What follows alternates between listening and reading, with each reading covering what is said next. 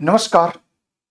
मैं हरिदत्त विद्या एडुटेक में आप सभी का स्वागत करता हूं। प्यारे बच्चों, जैसा कि आप जानते हैं कि हम लोगों की एक टेस्ट सीरीज चल रही है जिसमें आपको आगामी परीक्षा को ध्यान में रख करके कुछ गंभीर प्रश्नों को हम लोग आपके सामने रखते हैं और टेस्ट सीरीज में आपको शामिल करते हैं। और इस टेस्ट सीरीज के माध्यम से हम चाहते हैं कि आपकी तैयारी इतनी गंभीर हो कि जब आप एग्जामिनेशन हॉल में पार्टिसिपेट करें तो आपको बहुत ज्यादा समस्याओं का सामना न करना पड़े। वैसे ज्ञान तो बहुत अनंत होता है, लेकिन फिर भी कोशिश से हम लोगों की रहती है कि आपको इतना नॉलेज मिले कि अगर उससे संबंधित कहीं सवाल अगर आपसे पूछा जाए तो आप बेहतरीन ढंग से उसका उत्तर दे पाए। अगर दुर्भाग्यवश न भी आए तो इतना आपके पास ज्ञान हो कि आप तर्क के आधार पर भी उसका एग्जामिन कर पाए। तो ये हम लोगों की सोची समझी रणनीति है। इसी बात को ध्यान में रख करके आप देखते हैं कि कुछ गंभीर सवालों को लेकर के हम लोग आते हैं और जब मैं आप लोगों के सामने प्रश्नों को रखता हूं तो सबसे पहले आप देखते हैं कि जब जो सवाल पूछा जाता है, जो प्रश्न आपके सामने रखे जाते हैं, पहले उस प्रश्न से संबंधित जितनी बातें होती है मैं कोशिश करता हूं कि 5 मिनट में उस वीडियो में उसके बारे में आपको बता दूं और फिर इसके बाद जो है कि आप उसके बारे में देखा जाए कि भाई क्या क्या बातें इसमें हमको मिल रही है, क्या क्या बातें नहीं मिल रही। इसी बात को ध्यान में रख करके आइए हम लोग इस क्लास की शुरुआत करते हैं। और एशियंट हम लोग समाप्त कर चुके हैं। सभी बच्चों से मेरा निवेदन है कि जिन लोगों ने वीडियो नहीं देखी है, सारी वीडियो जो है कि हमारे इस चैनल पर अवेलेबल है, आप वहां पर जाएं और क्रम से सारी वीडियो को देखें ताकि मई में जो एग्जाम आपका है उसको आप बेहतरीन ढंग से एग्जीक्यूट कर पाए। तो आइए जरा इसकी शुरुआत करते हैं, देखते हैं कि प्रश्न हमसे क्या करा है। पहले हम लोग प्रश्नों को देखेंगे और समझने की कोशिश करेंगे कि पहला प्रश्न हमसे क्या करा और क्या चीजें इसमें है, किससे संबंधित सवाल आपसे पूछा जा रहा है। फिर इसके बाद हम इसके बारे में चर्चा करेंगे। प्रश्न है दिल्ली सल्तनत की एकता प्रणाली करें कि उद्भव और उसके स्वरूप के संदर्भ में निम्नलिखित कथनों पर विचार करिए। तो आइए सबसे पहले मैं आपको एकता प्रणाली के बारे में पहले चर्चा कर देता हूं। कहां की व्यवस्था थी, कैसी थी, क्या क्या इसमें होता था, इन सब सारी चीजों की चर्चा कर देंगे। जब 5 मिनट में इसके बारे में हम लोग चर्चा कर देंगे तो निश्चित रूप से आपको इससे संबंधित जितने भी तथ्य हैं वो आपके सामने होंगे। सबसे पहले आप देखिए जो एकता व्यवस्था थी, अगर मैं आपको एकता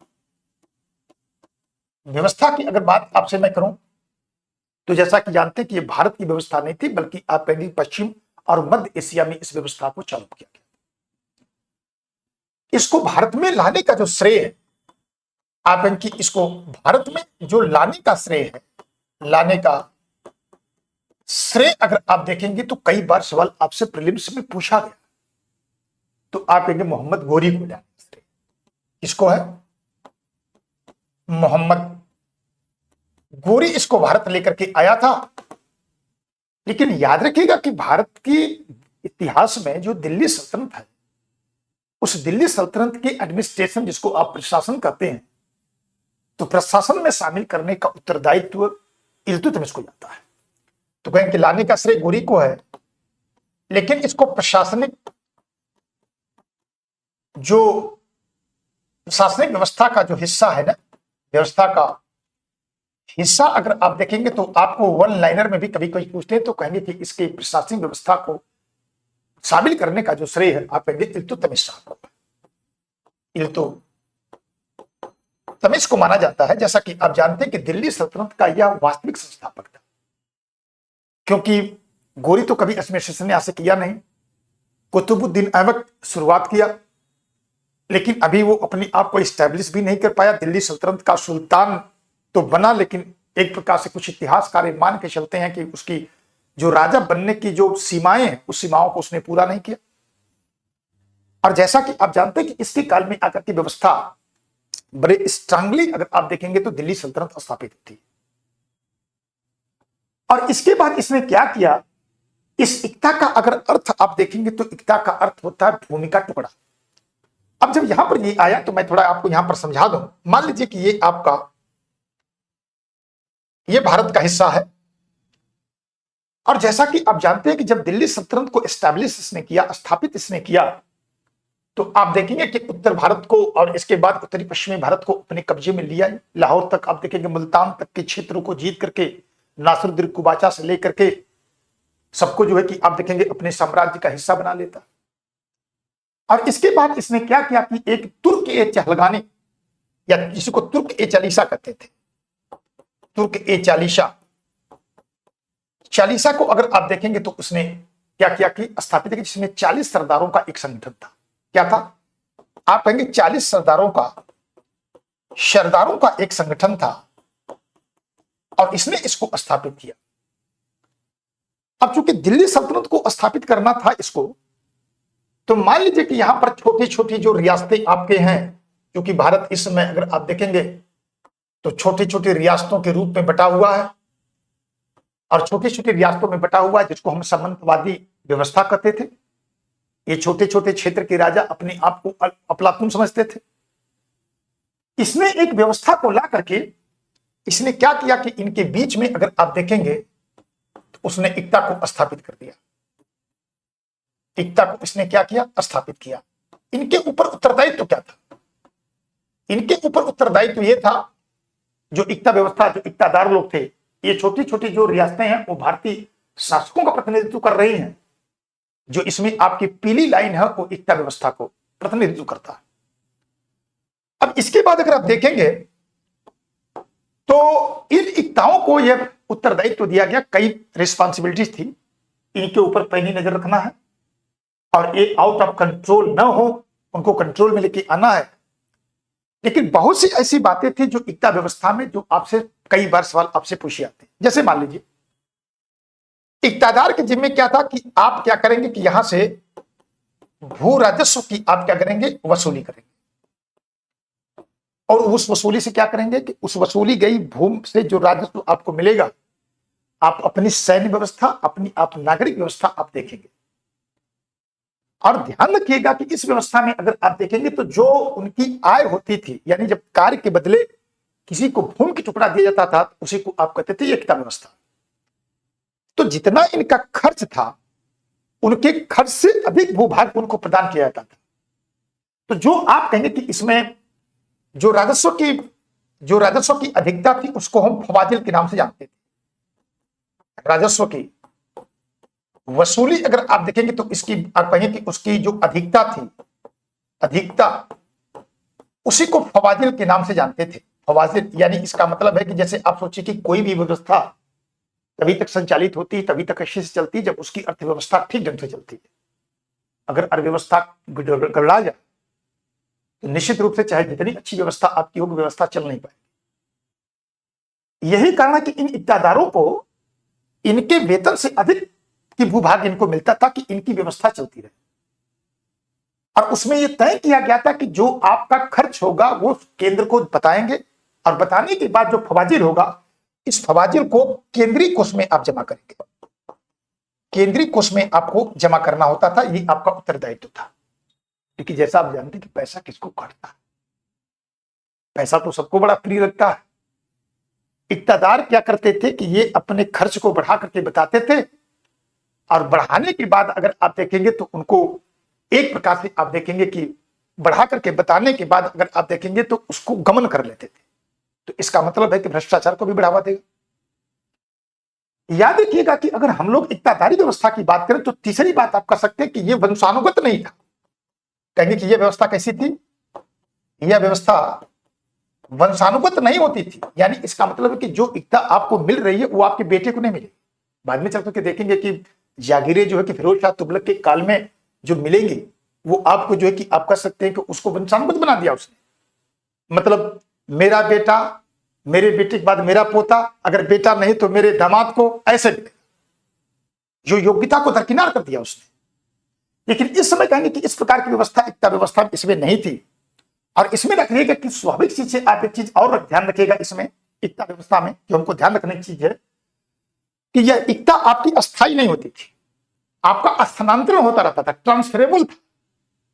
क्योंकि इस बात को पता था इल्तुतमिश को, चूंकि एक योग्य शासक था, समझदार था, उसको मालूम था कि अगर इनको हम इस प्रकार की बातें नहीं किए तो अगर एक जगह ये रहेंगे तो ये अपनी एक प्रकार से वहां पर स्थिति बहुत ही स्ट्रांग कर लेंगे। यही कारण है कि इक्तादारों को क्या करते हैं, आप कहेंगे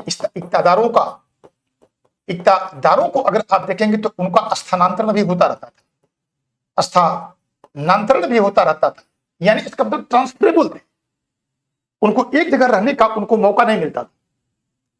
आज मान लीजिए कि 2 से 3 वर्षों तक अगर कहीं आप रहेंगे, हो सकता है कि 10-15 साल में 4 बार ट्रांसफर आपका, जैसे आज के जो कोर आपके एडमिनिस्ट्रेटिव जो अधिकारी होते हैं, जैसे आईएएस और आईपीएस, आप देखते हैं कि समय समय पर उनका स्थानांतरण होता है, क्योंकि अगर उनको एक जगह रखेंगे ना तो सारे जो है कि आपस में जो है कि गठबंधन बना लेंगे और सरकार के लिए एक प्रकार का खतरा उत्पन्न कर देंगे।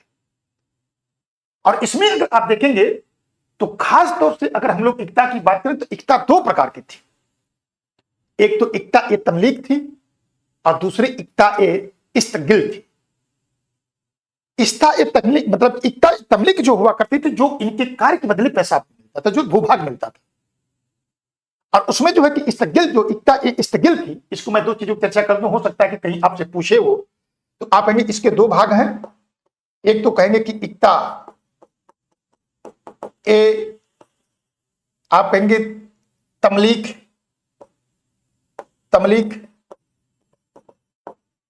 और दूसरा जो कि मैंने कहा कि एकता ए इस्तगिल।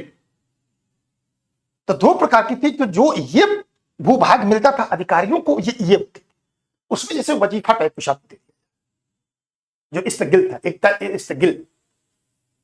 मेरा ख्याल कि अब इतना मैंने आपको खोल दिया तो इससे बाहर तो सवाल नहीं आना चाहिए, अगर आएगा तो फिर देख लेंगे। इतना मैंने आपको। अब आइए जरा देखते हैं, पढ़ते हैं, समझते हैं। कह रहे हैं कि दिल्ली सल्तनत की एकता प्रणाली, उद्भव और उसके स्वरूप के संदर्भ में कथनों पर विचार करिए। कर लेते हैं कथन पर विचार। कह रहे हैं कि एकता व्यवस्था के माध्यम से सुल्तान एक कुलीन वर्ग को जन्म दिया जो प्रत्यक्ष रूप से केंद्रीय सत्ता के प्रति उत्तरदायी था। मिल गया आपको पहली बात। तुर्क ए चालीसा के 40 सदस्य थे और ये 40 सदस्य क्या है, एक वर्ग के रूप में उभरा, एक वर्ग के रूप में अगर आप देखेंगे तो उभरा। बाद में चलकर के ये दिल्ली सल्तनत के सिरदर्द भी बनेगा, जो आगे चलकर के आप देखेंगे इसको तुर्क ए चालीसा को बलबन समाप्त करता, यानी जिस सीढ़ी से चलकर के बलबन आया था और उन्हीं सीढ़ी को उसने काट दिया। तो पहली बात क्या हो गई, आप कहेंगे बिल्कुल सही है, क्योंकि इससे एक वर्ग को जन्म दिया जिसको तुर्क ए चालीसा कहते हैं, जो बाद में चलकर के आप देखेंगे कि एक सिरदर्द बनेगा जिसको बलबन समाप्त करता है। तो इसका मतलब है कि पहली बात आप कहेंगे किसके प्रति उत्तरदायी होगा, ये सीधे जो है कि केंद्र के प्रति जो एकता प्रदान की जाती थी वो सुल्तान की इच्छा पर निर्भर थी। कोई ऐसा योग्यता नहीं थी उसमें कि आप इतना पढ़े लिखे हैं, आप इतना युद्ध जीते हो, अपना ये चीज है, ऐसा कुछ नहीं था।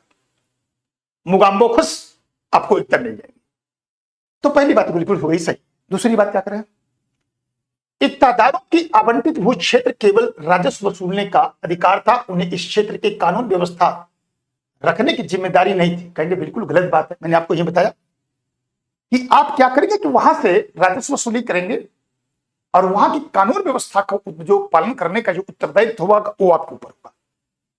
वहां शांति व्यवस्था को बनाए रखने के लिए, चूंकि आपके पास सेना है, सब आपके पास एडमिनिस्ट्रेशन है, तो सारा उत्तरदायित्व तो आपके ऊपर होगा कि वहां किसी प्रकार की कोई समस्या पैदा ना।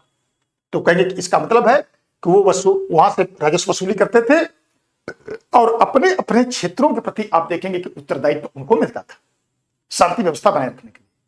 दूसरी बात हो गई, देखिए ये हम पर है, सबको काउंटर भी करेंगे, शांति व्यवस्था बनाए रखेंगे।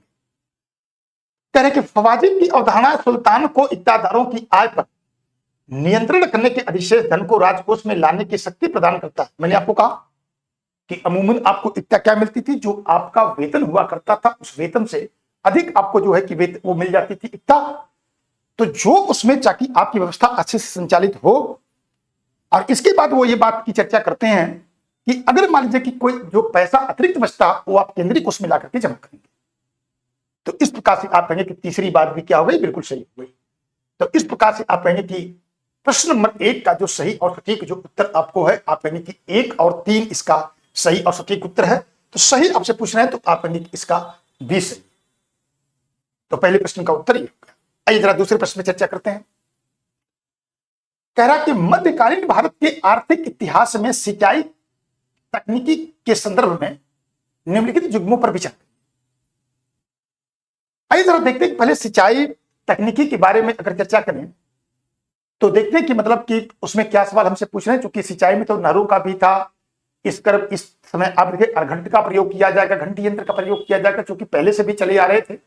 लेकिन जो ईरानी रहट का प्रयोग अगर आप देखेंगे तो इस काल में होगा। तो पहली बात आपसे कर रहे हैं कि अर्घट के बारे में आर्थिक इतिहास में सिंचाई के लिए। तो याद रखिएगा कि अगर आप देखेंगे कि पहली बात, अब यहीं से देख लेते हैं, चूंकि सिंचाई में बहुत सारी पद्धतियां हैं तो किस पद्धति की बात कर रहे हैं पहले इनको समझते हैं। कह रहे कि अर्घट यानी गियर प्रणाली पे आधारित है जल चक्र, जिसका वर्णन कहेंगे कि बाबरनामा उत्तर भारत के विशेष रूप में मिलता है। आप कहेंगे बिल्कुल सही बात है। आप कहेंगे पहली बात यह कि बाबरनामा में अगर आप देखेंगे इसी को तुजुक ए बाबरी भी कहते हैं, तुर्की भाषा में लिखी गई है। और बाबर के जीवन के बारे में बहुत बेहतरीन इसमें चर्चा किया गया। अपनी अच्छाइयों और बुराइयों को सभी बाबर इसमें चर्चा किया। यहाँ की राजनीतिक व्यवस्था में, यहाँ की आर्थिक व्यवस्था, यहाँ की सामाजिक व्यवस्था के बारे में, यहाँ के मौसम के बारे में, सबके बारे में चर्चा किया। और इतिहास के दृष्टिकोण से आप देखेंगे तो एक बेहतरीन पुस्तक आपको मानी जाती है और उसमें एक व्यवस्थित तरीके से वर्णन किया गया है। तो आप देखेंगे अपनी इस पुस्तक में बाबर ने अर्घट यानी गियर प्रणाली की चर्चा इसमें किया गया, जो ईरानी रहट हुआ करती थी। उसमें आप देखेंगे कि जब कभी भी अभी जो पुराने लोग होंगे जो गांव से बिलोंग करते होंगे, आप देखेंगे कि एक प्रकार की ऐसे हुआ करती थी। हम लोगों के बच्चे के काल में मैं देखता था ऐसे इसमें डिब्बे लगे होते थे और ये क्या करती थी, घूम करके चलती थी और इसके बाद इसी डिब्बे में पानी भरता था और भर करके एक जो है कि बावड़ी होती थी उसमें गिराती थी और एक नाली के माध्यम से खेत तक लेकर के जाते थे। तो पहली बात क्या होगी, बिल्कुल सही होगी, बाबर इस प्रकार की बातों की चर्चा करता है। नौरिया पहिए वाली बाल्टी, देखिए यही बात है, पहिए वाली बाल्टी की बात कर रहे हैं। नौरिया पहिए वाली बाल्टी की एक श्रृंखला जो दक्कन के पठारी क्षेत्रों में गहरे कुएं के लिए, अब जैसे इसमें होता क्या था, इसमें आप देखते थे इसमें एक वो चीज लगी रहती थी और ये से जुड़ी होती थी और जो बैल होते थे इसमें क्या करते थे कि इसको लेकर के ऐसे घूमते थे। तो एक धुर्रे के माध्यम से इसको बांध के रखते थे और जब बैल चलते, अब चूंकि भाई सही बात है कि अगर गहराई, अगर जहां पानी का जो ग्राउंड लेवल वाटर है अगर बहुत गहराई में होगा तो एक अगर मानव को आप लगाएंगे तो मानव तो परेशान हो जाएगा, वो तो निकाल ही नहीं सकता। तो उसमें जानवरों का प्रयोग करते थे लोग। तो इसमें क्या करते थे कि इसमें इस जानवर को लगा के जब चलते थे तो ये क्या करते थे, जब चलती थी तो ये जो आपकी सर्किल है, जो गियर प्रणाली है, ये भी सर्कुलेट करती थी, ये भी मोशन करती थी। और मोशन करने के बाद जब पानी गहराई में, बहुत गहराई तक जाना पड़ता था, तो यहां से पानी निकलता था और एक आप देखेंगे बगल में वो अपना एक हौदा टाइप बनाते थे और उसमें गिरता था और वहीं से पानी जैसे निकल करके जाता था और जाने के बाद आप देखेंगे कि वो फिर खेतों में उसके लिए प्रयोग किया जाता था। तो इसका मतलब है कि आप कहेंगे कि नौरिया यानी जो बाहरी पहिए वाली बाल्टी श्रृंखला में लगी हुई पठारी क्षेत्रों में, क्योंकि पठारी क्षेत्रों में अगर आप देखेंगे तो खास तौर से जो ग्राउंड लेवल वाटर है वो बहुत नीचे है, वहां से कुआं बना पाना इतना आसान काम नहीं होता। एक तो ग्राउंड लेवल नीचे है, तो पथरीली भूमि है, तो दूसरी बात भी सही है। कहने कि चरस यानी चमड़े के थैले के माध्यम से सिंचाई पारंपरिक विधि जिनका प्रयोग निम्न जल स्तर वाले क्षेत्रों में, अब जैसे मान लीजिए कि आज भी आप देखते हैं कि जैसे पहले क्या होते थे, अब तो मान लीजिए बाल्टी साल्टी सब आ गई, बहुत सारी चीजें।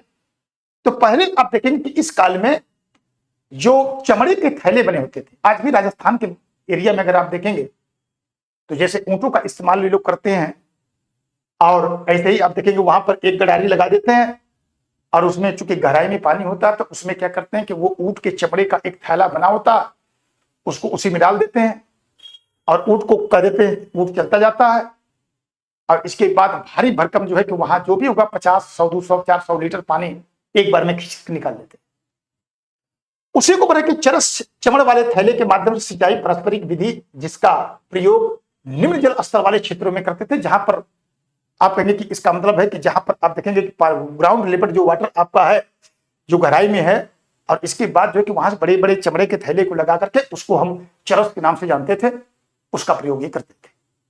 तो सिंचाई की ये पद्धति अगर आप कहें कि मध्यकालीन भारत में ये देखने को हमको मिलती है।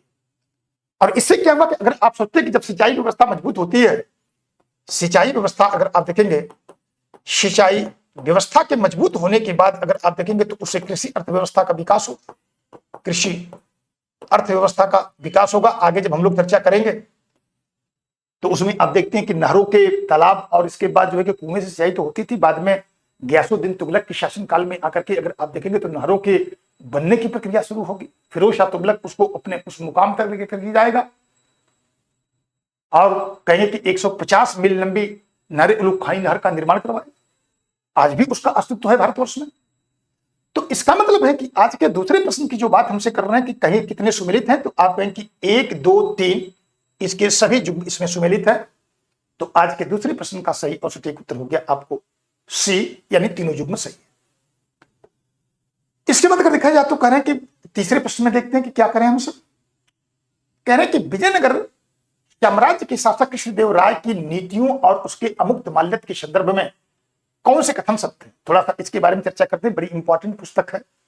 जैसा कि आप जानते हैं कि विजयनगर साम्राज्य का सबसे महान शासक, विजयनगर साम्राज्य का सबसे महान शासक, साम्राज्य का आप कहेंगे सबसे महान शासक जो था, सबसे महान शासक अगर आप कहेंगे महान शासक आप कहेंगे कृष्णदेव राय था।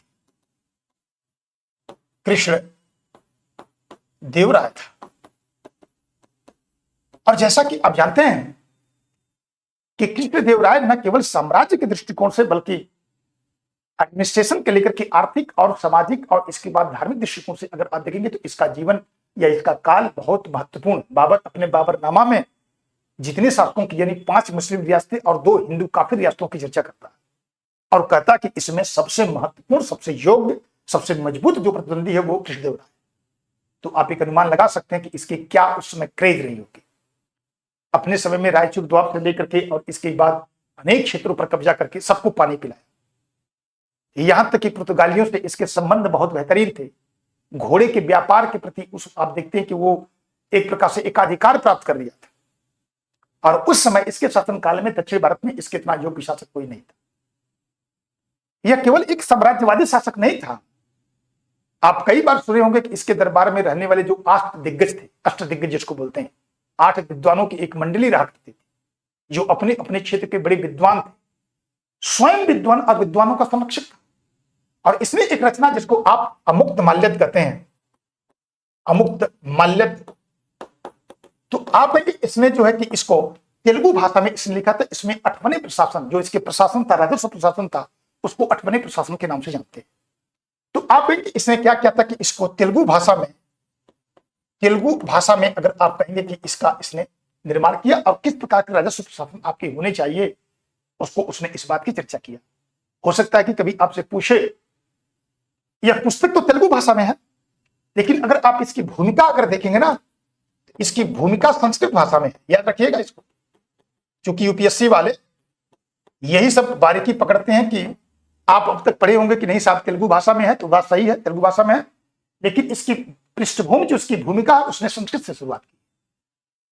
दक्षिण भारत में संस्कृत भी खूब चलती थी।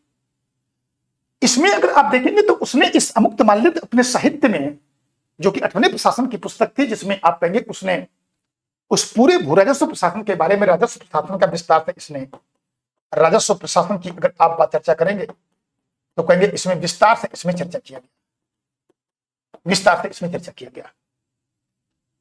और उसमें कई प्रकार की बातों की चर्चा करता है।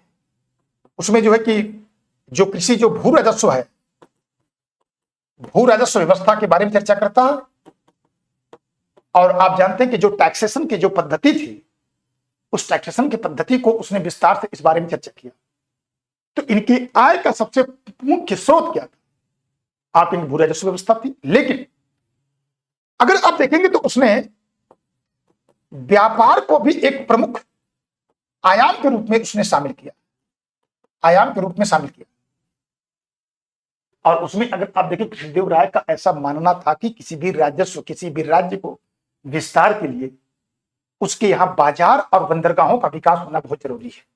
तो आप कहें कि बाजार और बंदरगाहों के बारे में, बाजार और बंदरगाहों की चर्चा करता है। और जैसा कि आप जानते हैं कि दक्षिण भारत में जब विजयनगर साम्राज्य का साम्राज्य था तो अनेक प्रकार के बंदरगाहों की चर्चा वहां की जाती थी। और इस प्रकार से आप देखेंगे इसके बारे में चर्चा की जाती है। यहां तक कि आप देखें जो विदेशी वस्तुएं हैं ना, विदेशी वस्तुओं के लिए अगर आप देखेंगे कि वस्तुओं के लिए अगर आप देखेंगे तो उसमें व्यापार तेजी से बढ़े, उनके टैक्सेशन को कम करने की बात। और इसके बाद आप देखेंगे, बहुत याद रखिएगा कि विजयनगर साम्राज्य में कोई कर से मुक्त नहीं था। दो चीजों को आप यहां पर आपको याद रखना, जो आपको यूपीएससी बार बार सवाल आपसे पूछ लेती है। पहला क्या है? पहला आप कहेंगे कि जो आपका कृष्णदेव राय है ना, कृष्णदेव राय, तो इनके बारे में अगर चर्चा आप करेंगे और देखने की अगर आप कोशिश करेंगे तो इसने जो है कि जो विवाह कर था, अब सोचिए कि उस जमाने में विवाह कर भी लगता था, लेकिन इसने विवाह को करों से मुक्त कर दिया, कहा कि विवाह कर ठीक नहीं है। और उसके पीछे की रीजनिंग क्या थी? उसके पीछे की रीजनिंग था कि जो विधवाएं हुआ करती थी, विधवा विवाह को विद्वान प्रोत्साहन के रूप में स्वीकार करते, जो उस समय एक बड़ी बात, जैसा कि आप जानते हैं कि मध्यकाल में विधवाओं की स्थिति बड़ी डेंजरस थी, बड़ी खराब थी। यानी विधवा विवाह की प्रक्रिया बढ़े, विधवाओं से लोग विवाह करें, यानी उसको अगर टैक्सेशन कम होगा तो स्वाभाविक एक डिमांड बढ़ जाती है। अब इसका मतलब यह है कि अगर हम कृष्णदेव राय की चर्चा करें तो एक प्रकार से उसके एक सामाजिक सुधार दृष्टिकोण को भी दिखाई देता। अगर यूपीएससी में या कहीं पर सवाल आपसे पूछा जाए कि सर्वाधिक विवाह कर किससे लिया जाता था, तो आप कहेंगे उस समय सर्वाधिक जो विवाह कर था वो वेश्याओं से लिया जाता। यानी कोई अगर वेश्यावृत्ति को फॉलो करे, एक बिजनेस माना जाता था, व्यापार माना जाता था, व्यवसाय माना जाता था, तो अगर उस समय कोई वेश्या जो है कि किसी से विवाह करती तो सर्वाधिक टैक्स उससे लिया जाता था। लेकिन कृष्णदेव राय के काल में अगर आप देखेंगे तो उसने क्या किया कि टैक्स को समाप्त कर दिया। उसी प्रकार से एक शासक इसी काल में आएगा जिसका नाम है सदाशिव राय। तो सदाशिव राय के बारे में चर्चा की जाती है, कई बार आपसे शिवराय के बारे में कई बार सवाल आपसे पूछा गया। इसने क्या किया? बार्बक जो होते हैं ना, जो आप कहते हैं कि बाल बनाने वाले नाई होते हैं, इसी को नाई भी कहते हैं, तो आप इसने नाई पर से टैक्स को क्या करता था? आप नाइयों से इसने कार्य को समाप्त कर दिया। आप कहेंगे कि सामान्य लोग तो टैक्स देते थे, ब्राह्मण देते थे, मंदिर देता था, सब देते थे, ये अलग बात है कि उसकी दर अपनी अलग अलग हुआ करती थी, लेकिन कोई भी कर से परे नहीं था, सबको कर देना होता। अब चूंकि देखिए सवाल कहां से आपके बनते हैं, सवाल जो एक्सेप्शन टाइप होते हैं वहां सवाल बनते हैं। अब कृष्णदेव राय की अगर आप देखेंगे तो ये टैक्स को फ्री करने के पीछे उसके सामाजिक दृष्टिकोण भी समझ में आता है, और यहां पर अगर आप देखेंगे तो इसका भी दृष्टिकोण समझ में आता है। तो इसका मतलब है कि जितनी बातें, वैसे ये अपने आप में एक महान शासक हैं, तो बहुत बड़ी स्थापत्य कला के क्षेत्र में भी इनकी बहुत योगदान दिया जाएगा, देखा जाएगा। तो आइए जरा देखते हैं कि अब इसमें से कुछ हमको मिला कि अभी हमको और इस पर डिस्कशन करना पड़ेगा, तो पहले देख लेते हैं, फिर इसके बाद चर्चा आपसे करते हैं। तो पहली बात, अगर आप कहेंगे कि अमुक्त माल्यद के बारे में सत्य क्या है, ये चर्चा हमसे कर रहे हैं, कर लेते हैं चर्चा। करें कि उन्होंने व्यवसायिक उन्नति के लिए पश्चिमी देशों के साथ समुद्री व्यापार को हतोत्साहित करने की सलाह दी। मैंने आपको कहा विदेशी वस्तुओं को आवाजाही बढ़े, प्रशासन बढ़े, और उससे जो है कि उनके टैक्स को कम करने की बात करता, तो हतोत्साहित नहीं किया। बंदरगाहों का विकास करने की बात करता है, कहता कि व्यापार बिजनेस बढ़ना चाहिए। तो कहेंगे पहली बात क्या हो गई? गलत हो गई। उसके एजेंडे में ये सब नहीं था। उसके एजेंडे में था कि कैसे अर्थव्यवस्था बढ़े, कैसे जो है कि वस्तुओं का मूल्य गिरे, कैसे बंदरगाहों का विकास हो, कैसे बाजारों का विकास हो, कैसे टैक्सेशन को सीमित किया जाए, कैसे लोगों की जिंदगी को आसान बनाया जाए। तो पहली बात हो गई गलत। तरह कि उसके अनुसार राजा को अपनी प्रजा के कल्याण हेतु केवल युद्धों के माध्यम से धन संचित करना चाहिए। तो अभी आप जो चर्चा मैंने किया, आप देख रहे हैं कि इसमें सामाजिक आर्थिक दृष्टिकोण तो इसका दिखता ही है, रिस्पॉन्सिबिलिटी दिखती ही है। उसके साथ साथ उसने सामाजिक उत्तरदायित्व को निभाया। तो ये नहीं कहता था कि आपको जो है कि खाली जो है कि धन की संपत्ति के जो अर्जन करने का माध्यम है वो युद्ध हो, बर्बरता हो। तो दूसरी बात भी क्या हो गई? गलत हो गई। कह रहे कि अमुक्त माल्यद में उन्होंने स्पष्ट किया कि एक कुशल राजा विदेशी व्यापार को विशेष सुविधा, देखिए मिल गया साफ साफ आपको, विदेशी वस्तुओं को विशेष सुविधा और बंदरगाहों को आकर्षित करना चाहिए। उसने कहा कि अगर आपको अपनी अर्थव्यवस्था को सुदृढ़ करना है तो विदेशी वस्तुओं की आवाजाही को बढ़ाना पड़ेगा, उनके टैक्सेशन को कम करना पड़ेगा, आपको बाजार डेवलप करना पड़ेगा, आपको बंदरगाह बनाना पड़ेगा। अगर ये सब सारी चीजें आप बनाएंगे तो आपकी अर्थव्यवस्था निश्चित रूप से उसको बल मिलेगा। तो ये बात बिल्कुल एग्जैक्ट मिल गई हमको। अब यहां पर देख लेते विवाह कर के बारे में कुछ बोल रहे हैं क्या? उन्होंने विवाह कर को बढ़ाकर राज्य की आय को दुगुना कर दिया था। मैंने आप देख रहे हैं ना, क्योंकि यहां से सवाल आपसे अक्सर पूछते रहते हैं सदाशिव राय और इसके बाद कृष्णदेव राय से तो याद रखिए कि इसने विवाह कर को समाप्त किया, इसने नायु पर से अगर आप आएंगे तो कर को इसने समाप्त किया। तो इसका मतलब है कि आपके तीसरे प्रश्न का जो सही और सटीक उत्तर आपको मिल गया वो सी मिल गया। आइए जरा आगे चलते हैं और देखते हैं कि इसमें चौथा प्रश्न हमको क्या कह रहा है कि दिल्ली सल्तनत के प्रशासनिक विभागों और उसकी कार्य प्रणाली के संदर्भ में निम्नलिखित कथनों पर विचार करें। अब चूंकि यहां पर कोई सीमा हमको नहीं बता रहे हैं, इसलिए पहले हम प्रश्नों को पढ़ेंगे, फिर इसके बाद आपको उत्तर देंगे। कह रहे हैं कि अलाउद्दीन खिलजी ने दीवान ए मुस्तखराज की स्थापना बकाया राजस्व को वसूली और भ्रष्टाचार को रोकने हेतु किया था। आप कहेंगे बिल्कुल बात सही है, थोड़ा सा आइए इसके बारे में मैं आपको समझा देता हूं। याद रखिएगा कि अगर आपसे अलाउद्दीन खिलजी के बारे में सवाल पूछे तो आप कहें कि अलाउद्दीन खिलजी जो है कि दिल्ली सल्तनत का ऐसा सुल्तान था जिसने सर्वाधिक जो है कि टैक्स को लिया था। यानी आप कहेंगे कि इसने क्या किया, सर्वाधिक, अगर आप कहेंगे सर्वाधिक कर की दर इसी के काल में थी, और आप कहेंगे कि ये कर की दर 1/2 प्लस थी। यानी 1/2 प्लस का मतलब क्या, आप 1/2 प्लस का मतलब है कि भू राजस्व इसने 50% रखा, और इसके अलावा करी चरी घरी इस प्रकार की उसने व्यवस्था लिया था। यानी छोटे छोटे टैक्स कर, चरी का मतलब जो है कि चारागाह पर कर, घरी का मतलब गृह कर जो हाउस टैक्स होता है, उसको भी इसने लिया। तो इसका मतलब है कि उसके काल में अगर पूरे भू राजस्व व्यवस्था को अगर आप देखेंगे तो 1/2 प्लस आपको, तो इसका मतलब है कि आप कहेंगे कि इसमें है। इसने क्या किया कि इसके काल में अगर आप देखेंगे तो चूंकि मैंने फवाजिल की बात आपसे किया था, तो बड़े जो उस समय जो इक्तादार हुआ करते थे वो बड़े भ्रष्ट और निकम्मे हुआ करते थे, और समय समय पर क्या करते थे, कुछ ना कुछ बहाना बनाते रहते थे, और इसके बाद जो अतिरिक्त फवाजिल टाइप थी या जो टैक्स उनके ऊपर लगता था उस टैक्स को वो देते नहीं थे, चुरा लेते थे या रखे रहते थे अपने पास दबा करके। चूंकि जब आप देखेंगे अलाउद्दीन सत्ता पर आता है तो अलाउद्दीन सत्ता पर आने के बाद इसके पास ताबड़तोड़ आप देखेंगे कि 4 विद्रोह होते हैं, और इन विद्रोहों में अगर आप देखेंगे तो जब इनके खिलाफ विद्रोह हुआ तो उसने अध्ययन किया कि आखिर मेरे खिलाफ विद्रोह क्यों हो रहा है।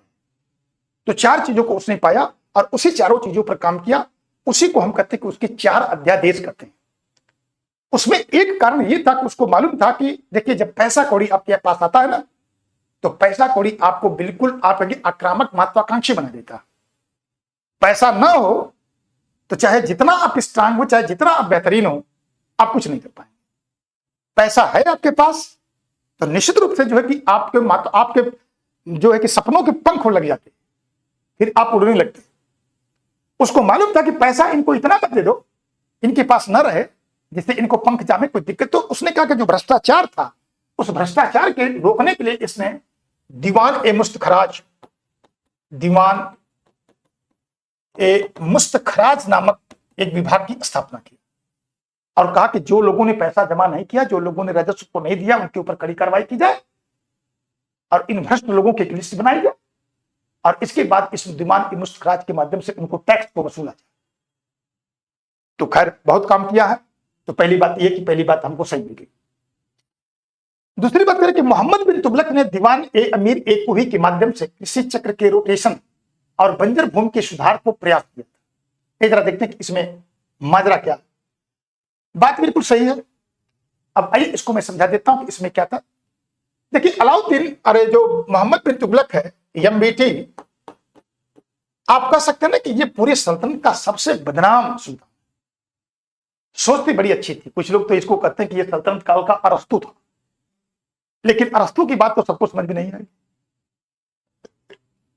इसको तो अपने लोगों ने बर्बाद कर दिया। जो इसके दरबार में इतिहास पढ़ते, जो सल्तनत काल के इतिहास हो, चाहे बरनी हो, इसामी हो, जितने लोग हों, मतलब है कि इब्न बतूता हो, सब लोगों ने मिलकर के इसकी इज्जत का वाट लगा दी। इसकी बात कोई समझ नहीं पाता था। जब इसकी कोई बात समझ नहीं पाता था तो उसका मूल्यांकन भी ठीक से नहीं कर पाता था। तो किस्म किस्म के ऊपर इसके ऊपर आप देखेंगे कि एक प्रकार से आरोप लगते थे। जितनी योजनाएं लेकर के आया, कोई योजनाएं उसकी फलीभूत हो नहीं पाई, सारी योजनाएं फेल। अब आप चाहे जितने बड़े योग्य हों, चाहे जितने पढ़े लिखे हों, चाहे जितने समझदार हों, अगर जनता आपके साथ किसी भी शासक के साथ खड़ी नहीं होती है, किसी भी सरकार के साथ अगर जनता सहयोग करना बंद कर दे, तो चाहे जितनी बेहतरीन आपकी प्लान हो, सारी प्लान फेल हो जाएगी। कुछ इसकी भी कमियां थी, इसमें कोई दो राय नहीं है। अब सोचिए कि सल्तनत काल का एक ऐसा सुल्तान जिसने सोचा कि अगर सोचे कि उस समय अर्थव्यवस्था का आधार आपका क्या, अर्थव्यवस्था का अगर आप कहेंगे आज की तरह इंडस्ट्रियलाइजेशन तो था नहीं, औद्योगिकरण तो था नहीं, तो आप कहेंगे अर्थव्यवस्था का आधार क्या था, कहेगा कृषि था।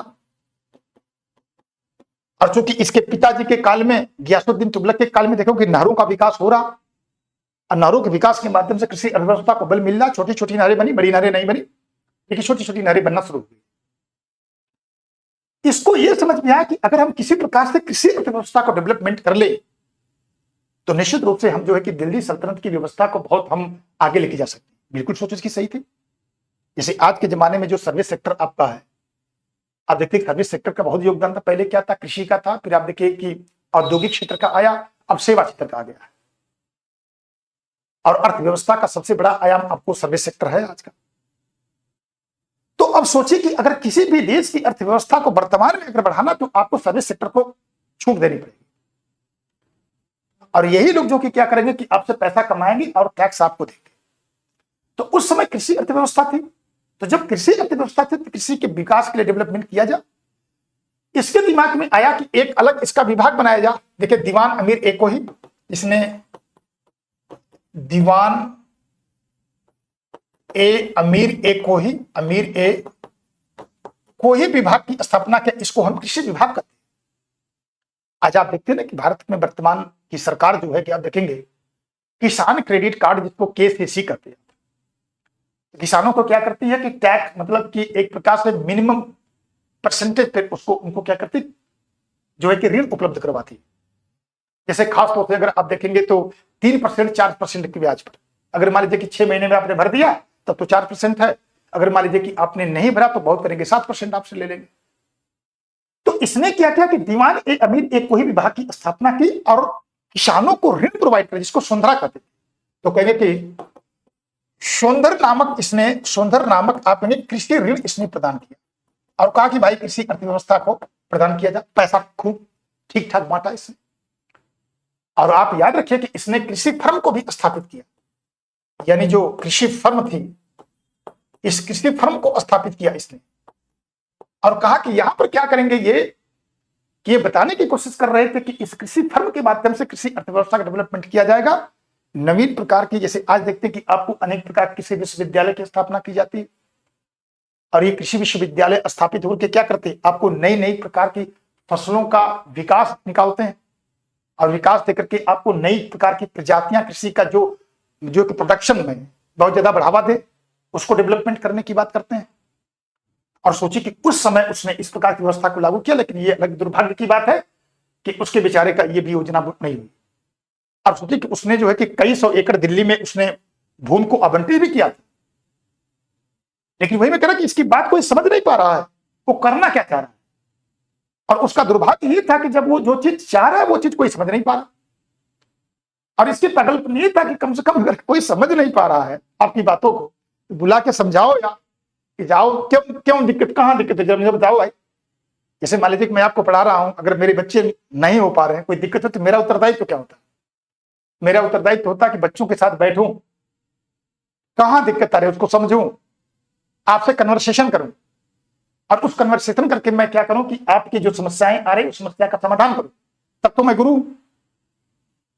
और इसका मतलब है कि अगर मान लीजिए कि आपसे बात ही नहीं करता हूं, कन्वर्सेशन ही नहीं करता, कोई मतलब नहीं, इसका मतलब प्रोफेशनल ही हूं मैं, चाह ही नहीं रहा हूं, मैं अपने उत्तर जो उलूल जुलूल काम है, जो मेरा उत्तरदायित्व तो मैं सोच रहा हूं उसी को पूरा कर देता हूं, हो न हो ये अपनी जिम्मे, इसको देखें।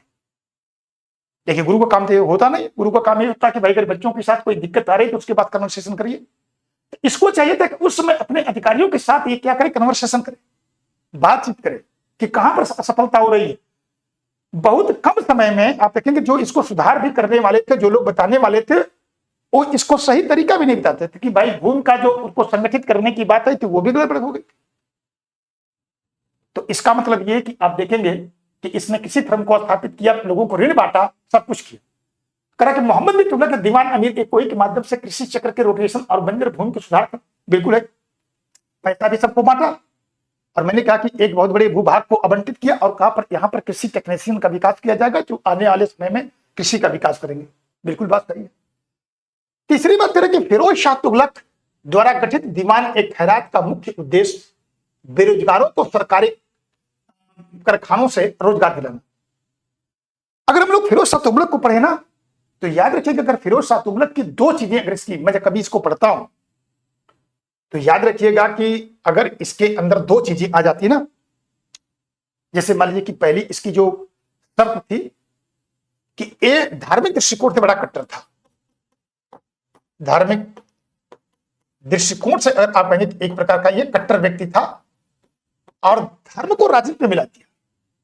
मोहम्मद बिन तुगलक और इसके बाद अलाउद्दीन खिलजी ने क्या किया था, धर्म और राज्य को देखिए, जब भी आपको राज्य का हिस्सा अगर धर्म बना तो उस धर्म का नाश होना तय। याद रखिए, मतलब उस स्टेट को जाना तय, कोई रोक नहीं पाए। ये चाहे जितना दुनिया में आपने देखा, चाहे चर्च व्यवस्था आप यूरोप में देखिए, चाहे कोई है, आप देखेंगे फ्रांस में, इसीलिए उसको बड़ी जल्दी समझ गया फ्रांस। और इसके बाद आप देखेंगे राज्य को, जो धर्म को राज्य के अधीन लेके आए। वर्तमान में हमारे यहां क्या हो रहा है, यही हो रहा है। धर्म को जो है कि राजनीति के हिस्से से अलग करिए। और यही कारण कि आप देखते हैं कि दिन भर आप देखते हैं कि बिल्कुल किस पर डिबेट होती है, हिंदू मुस्लिम डिबेट होती है।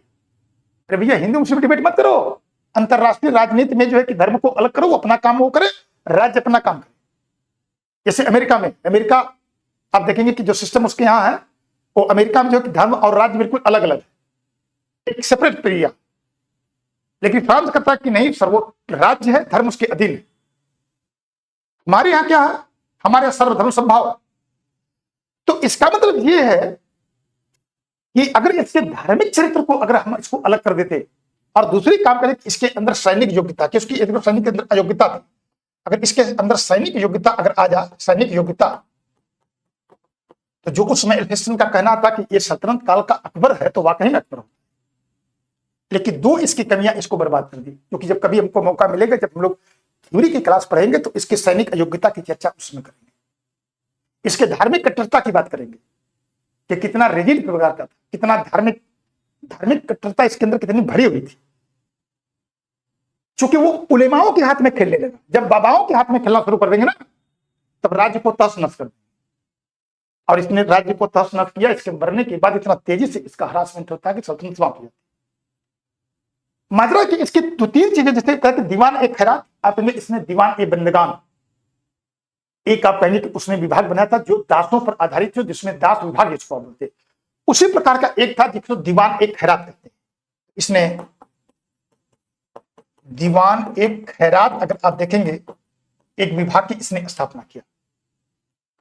और इस विभाग में क्या था, आप कहेंगे एक प्रकार से आप कहेंगे बेसहारा जो लड़कियां होती थी, मुस्लिम संप्रदाय की खासतौर, तो बेसहारा लोगों को अगर आप देखेंगे, बेसहारा को अगर आप देखेंगे, बेसहारा को आज भी आप देखते हैं सरकारें क्या करती हैं, गरीब लोगों को बच्चियों की शादी करने के लिए सरकार एड देती है, पैसा देती है कि भाई अपने बच्चियों की शादी करिए, हम आपकी मदद करते हैं, ताकि ये जो सामाजिक उत्तरदायित्व वो पूरा होता है। तो बेसहारा बच्चियों के लिए अगर आप देखेंगे, उनकी मदद करने के लिए मदद किया उसने और उसको लागू किया। बहुत सारे काम इसने अच्छे किए। जहां तक रह गए कि अगर आप कहेंगे कारखाना बेरोजगारों को रोजगार, तो कहेंगे कि बेरोजगारों को, आप सोचे कि दिल्ली सल्तनत का ऐसा सुल्तान था, जो लोग बेरोजगार थे उनको रोजगार देने के लिए उसने एक रोजगार दफ्तर खोला था।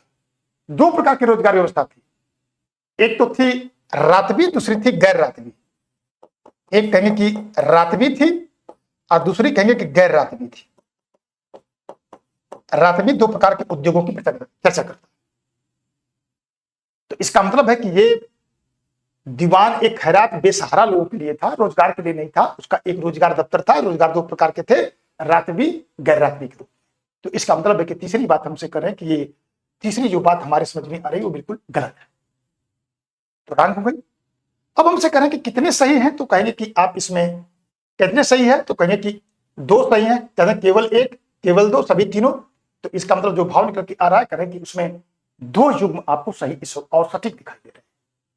तो आप इन्हें चौथे प्रश्न का सही और सटीक उत्तर हो गया आपको दो। अब कह रहे हैं कि विजयनगर साम्राज्य की महानवमी टिब्बा, इसको दिब्बा भी लिखा है तो टिब्बा भी कहते हैं, दिब्बा भी कहते हैं, संरचना के राजनीतिक महत्व के संदर्भ में अगर देखा जाए तो आप कह रहे हैं कि इसके कथनों के विचार कीजिए। थोड़ा सा हम लोग विजयनगर साम्राज्य की चर्चा कर लें और उनके धार्मिक चरित्र की चर्चा करें। तो याद रखिएगा कि हम लोग अगर विजयनगर साम्राज्य का अध्ययन करें, विजयनगर साम्राज्य का अगर अध्ययन करें साम्राज्य का, तो याद रखिएगा कि इनके दरबार में कई यात्री, निकोली कोंटी, अब्दुल रज्जाक, मतलब कि नूनीश, और इसके बाद डोमिंगो पीच, इसके बाद बहुत लोग आए और सब लोगों ने आकर के इसके प्रतिष्ठा के बारे में चर्चा की। अब खास तौर पर जो महानवमी देखिए कि इस काल में अगर आप देखेंगे तो दो जो त्योहार आपके हैं ना, आपके जो दो त्योहार हैं वो बहुत ही धूमधाम से मनाते थे। एक तो कहेंगे कि आपको दशहरा जो चैत्र रामनवमी में है, दशहरा, दशहरा या उसी को रामनवमी कर रहे हैं। दूसरा आप कहेंगे कि होली, ये बड़ी धूमधाम से मनाई जाती थी। अगर आप निकोली कोंटी को पढ़ेंगे, जब मैं पढ़ता हूं निकोली कोंटी को, निकोली कोंटी अगर आप देखेंगे, निकोली कोंटी से लेकर के जितने भी हैं जिनकी भी चर्चा आप करना चाहेंगे कर देंगे, चाहे अब्दुल रज्जाक हो, चाहे निकोली कोंटी, चाहे नूनीज हो, चाहे निकतिन हो, चाहे आप देखेंगे जितने भी पुर्तगाली यात्री हैं उनको भी देखेंगे आप। ये सब ये बताते हैं कि जिस समय दशहरा यानी जो आपका रामनवमी जो मनाई जाती है, जिसको टिब्बाम कहते थे उनकी क्षेत्रीय भाषा में, कहता कि उस समय अगर आप देखेंगे तो ये बड़ा भव्य त्योहार। अब आप सोचिए कि इसमें जो है कि सूचना हमको मिलती इन यात्रियों के माध्यम से कि लगभग 250 भैंसों का और 4500 भेड़ों का, अगर आप कहेंगे कि भेड़ों की बलि चली जाए, अब कल्पना करो कि क्या मंजर होता होगा। चारों तरफ बिल्कुल मांस मांस होती रही, नदी की एक धारा से चल देती रही होगी। इतना मतलब कि भव्य त्योहार मनाते थे, समारोह बड़ी धूमधाम से होता था। राजा अपनी प्रतिष्ठा को स्थापित करने का उसको एक मौका था। और इसी समय अगर आप देखेंगे तो वहां पर जितने भी इनके सामंत हुआ करते, जिसको नायंकर कहते, नायक कहते थे, सामंत अगर आप देखेंगे तो सामंत उस दिन उस केंद्रीय राजधानी में उपस्थित होते थे और सभी लोग अपने अपने उपहार को लेकर के, उपहार लेकर अगर आप देखेंगे तो उपस्थित होते थे। आज भी आप देखते हैं कि जब किसी बड़े अधिकारी को, मुगाम्बो को खुश करना है तो क्या करना पड़ेगा, मुगाम्बो को खुश करना है तो आपको उपहार देना पड़ेगा। वहां देखा जाता किसका उपहार कितना बेहतरीन है, जिसका उपहार जितना बेहतरीन, जितना आपने पैसा पानी की तरह बहाया, इतना राजा के दिमाग में आप बैठते चले जाएंगे और एक समय ऐसा आ जाएगा कि राजा के करीब बन जाएंगे, जिसको चापलूसी कहते हैं आज के जमाने में। और आज के जमाने में अगर चापलूस आप नहीं है तो भावों को जल्दी देता नहीं। बहुत कम लोग हैं, रेयर एंड रेयरेस्ट जिसको मैं बोलता हूं, कि जो अच्छे आदमी की सम्मान करते हैं। और 99% आप मानते, वही 1% जो लोग समाज को आगे लेके जाते, 99% चापलूसी है, सब जगह चापलूसी है। राजनेता में, राजनीति में, धर्म में, इसके बाद शिक्षा में, सब जगह चापलूसी है। अगर आपने चापलूसी नहीं किया तो आप किसी काम करें, चाहे जितनी बड़ी योग्य है, योग्यता लेके चाटिए। बहुत कम है जो आपकी इस योग्यता को पकड़ेंगे। तो ये कहिए कि उपहार लेकर के आते थे और इसके बाद जो है कि आप कहेंगे कि राजा को देते थे। और वहां पर अगर आप देखेंगे तो एक प्रकार से उनके प्रतिष्ठा, उनके उपहार उनकी कद काठी को बढ़ाता था। और यही वो समय था कि राजा क्या कर सकता कि अपनी संप्रभुता और शक्ति को, संप्रभुता और शक्ति का एक प्रकार का प्रदर्शन करता था। शक्ति का प्रदर्शन भी इसका था और इस प्रदर्शन के माध्यम से क्या करेगा वो, इस प्रदर्शन के माध्यम से ये दिखाने की जितनी भव्यता, सोचिए कि जब ये यात्री आते रहे होंगे, देखे होंगे तो क्या कहते होंगे, वाह। अगर आप देखेंगे कि जब अब्दुल रज्जाक को पढ़ेंगे, जो फारस यात्री था, वो कहता है कि मैंने जो है कि इतना संपन्न राज्य दुनिया में अपनी आंखों से कहीं नहीं देखा। और इनके राजकोष में सोना जो है कि ठोस रूप में नहीं बल्कि पिघला करके रखा गया। तो एक प्रकार का प्रदर्शन था, बहुत धूमधाम से मनाया जाता था। और इसके बाद सारे नायक वहां पर उपस्थित होते थे, उपहार देते थे। और उस समय जैसे आज देखते हैं कि हम लोग 15 अगस्त 26 जनवरी को क्या करते हैं, आप देख रहे कि आपकी एक सैनिक परेड होती है तो भारत एक प्रदर्शन करता है, अपना दिखाता कि हमने क्या क्या अचीव किया। आप देखते हैं जब हम लोग सुबह बैठते हैं टीवी पर प्रधानमंत्री जी और राष्ट्रपति के महामहिम के भाषण को सुनने के लिए, तो देखते हैं कि भाई हमारे पास मिसाइल कितनी है, हमारे पास एयरफोर्स की क्या ताकत है, हमारे पास तोप क्या है, हमारे पास पनडुब्बी क्या, तो सारी चीजें हम प्रदर्शन करते हैं। तो ये सब क्या है, ये एक जो राष्ट्रीय पर्व होता है वो आपको प्रदर्शन करने का एक माध्यम बन जाता है। तो वैसे यहां भी सैनिक प्रदर्शन के रूप में भी दिखाई देता था, और ये भव्यता इस बात को इंडिकेट करती थी कि आपकी पावर क्या है। तो थोड़ा सा देखिए, मैं देखता हूं कि इसमें और कुछ इसमें पूछ रहा है कि बस खाली इतना ही पूछ रहा है, क्योंकि जब कभी हम लोग मौका मिलेगा, जब हम लोग थ्योरी की क्लास देखेंगे तो उसमें सारे यात्री जो आते हैं तो सती प्रथा, समाज, धर्म, राजनीति, अर्थव्यवस्था सबके बारे में चर्चा उसमें हम लोग करेंगे। तरह की महाटिब्बा यानी महानवमी के बारे में आपसे कर रहे हैं, देखते हैं क्या है। यह एक विशाल मंच था जहां राजा अपनी शक्ति का प्रदर्शन करता, आसान के अधीनस्थ शासक उसको उपहार मिल गया। आपको पहली बात तो आप कहेंगे बिल्कुल बात सही है, उपहार प्रदर्शन करता था। कह रहे कि उत्सव के दौरान राजा को दी जाने वाली भेंट और कर नायकों की वफादारी सिद्ध करने का माध्यम था। तो करेक्ट, अब दिख रहे ना कि जो मैंने कहा ना कि जो चापलूसी करने का जो सबसे बड़ा अड्डा है आपका, आप कितना बेहतरीन उपहार लेकर के आए हैं, ये बात आपको इंडिकेट करती है। तो आप कहेंगे ये इंडिकेशन क्या कर रहा है, इसमें आपको ये मिल गया। तीसरी बात कहेंगे कि इस संरचना का उपयोग केवल धार्मिक अनुष्ठानों के लिए होता था, न कि राजनीतिक। मैंने कहा कि भाई देखिए, धार्मिक तो देखिए याद रखिएगा ना, करे कि होता था और इसका राजनीतिक संबंध नहीं था, कहेंगे गलत हो गया। ये धर्म दिखावा था, ये सिर्फ आपको दिखाने के लिए था। वाकई क्या था, अपने ताकत को प्रदर्शित करना था कि ताकि दोबारा कोई हमारे ऊपर हमला न कर पाए, हमको कोई इस प्रकार की बात न करे। तो कहेंगे कि आप एक दो सही है, तीसरी पॉइंट क्या हो गई, गलत हो गई। तो कहेंगे इसमें क्या होगा, कौन सा सही है, कहेंगे कि एक और दो इसमें सही है, तीसरी पॉइंट इसमें गलत हो गई। जब कभी हम लोग पढ़ेंगे तो उसमें नयनकर व्यवस्था की चर्चा हम लोग करेंगे, अमरम व्यवस्था की चर्चा करेंगे, ठीक है, आयंगर व्यवस्था की चर्चा करेंगे। ये बड़ी महत्वपूर्ण चीजें उसके थे ग्रामीण क्षेत्र पर और स्टेट लेवल पर। तो पांचवें प्रश्न का सही उत्तर हो गया एक और दो। कह रहा कि मोहम्मद बिन तुगलक की प्रतीक मुद्रा टोकन मनी करेंसी योजना की विफलता के प्राथमिक कारणों को पर विचार करिए। थोड़ा सा आइए जरा देखते हैं कि इसमें क्या क्या विचार किया गया, कैसे कैसे किया गया, क्या क्या सवाल इनसे बन सकता है। बड़ी बड़ी महत्वपूर्ण योजना है। तो अगर हम लोग करेंसी, टोकन करेंसी की बात करें, अगर एमबीटी के सांकेतिक मुद्रा, जिसको आप कहते हैं सांकेतिक मुद्रा, सांकेतिक मुद्रा की अगर आपसे बात किया जाए और समझने की कोशिश किया जाए, तो आप कहेंगे कि एमबीटी की सांकेतिक मुद्रा का जो प्रचलन हुआ था, पहली बात तो याद रखिए कि 1329 और 30 में इस योजना को लेकर के आया था। मैं बार बार आपसे कह रहा हूं कि ये बड़ा समझदार, बहुत योग्य और समझदार था। और कहा यह जाता है कि काली पद्मित्रा ने the historical references of the Jain poem, एक इनकी साहित्य है, जिसमें चर्चा की कि ये इतना योग्य था ये कि जीन प्रभा सूर्य से अगर आप देखेंगे रात के 12 बजे तक इतने शास्त्रार्थ किया था। और सोचे कि शास्त्रार्थ कौन करेगा, जिसको ज्ञान होगा ना। जैसे मैं बार बार आपको पढ़ाते समय करता हूं कि भाई हम लोग अभी शास्त्रार्थ कर लेंगे, तो शास्त्रार्थ वो आप तब करेंगे जब आपको नॉलेज होगा। जब नॉलेज नहीं होगा तो शास्त्रार्थ किस बात का करेंगे। तो इसने 12 बजे रात तक उनके शास्त्रार्थ किया और उनसे खुश होकर के 1000 गायों को दान दिया। बड़ा सम्मान होती था।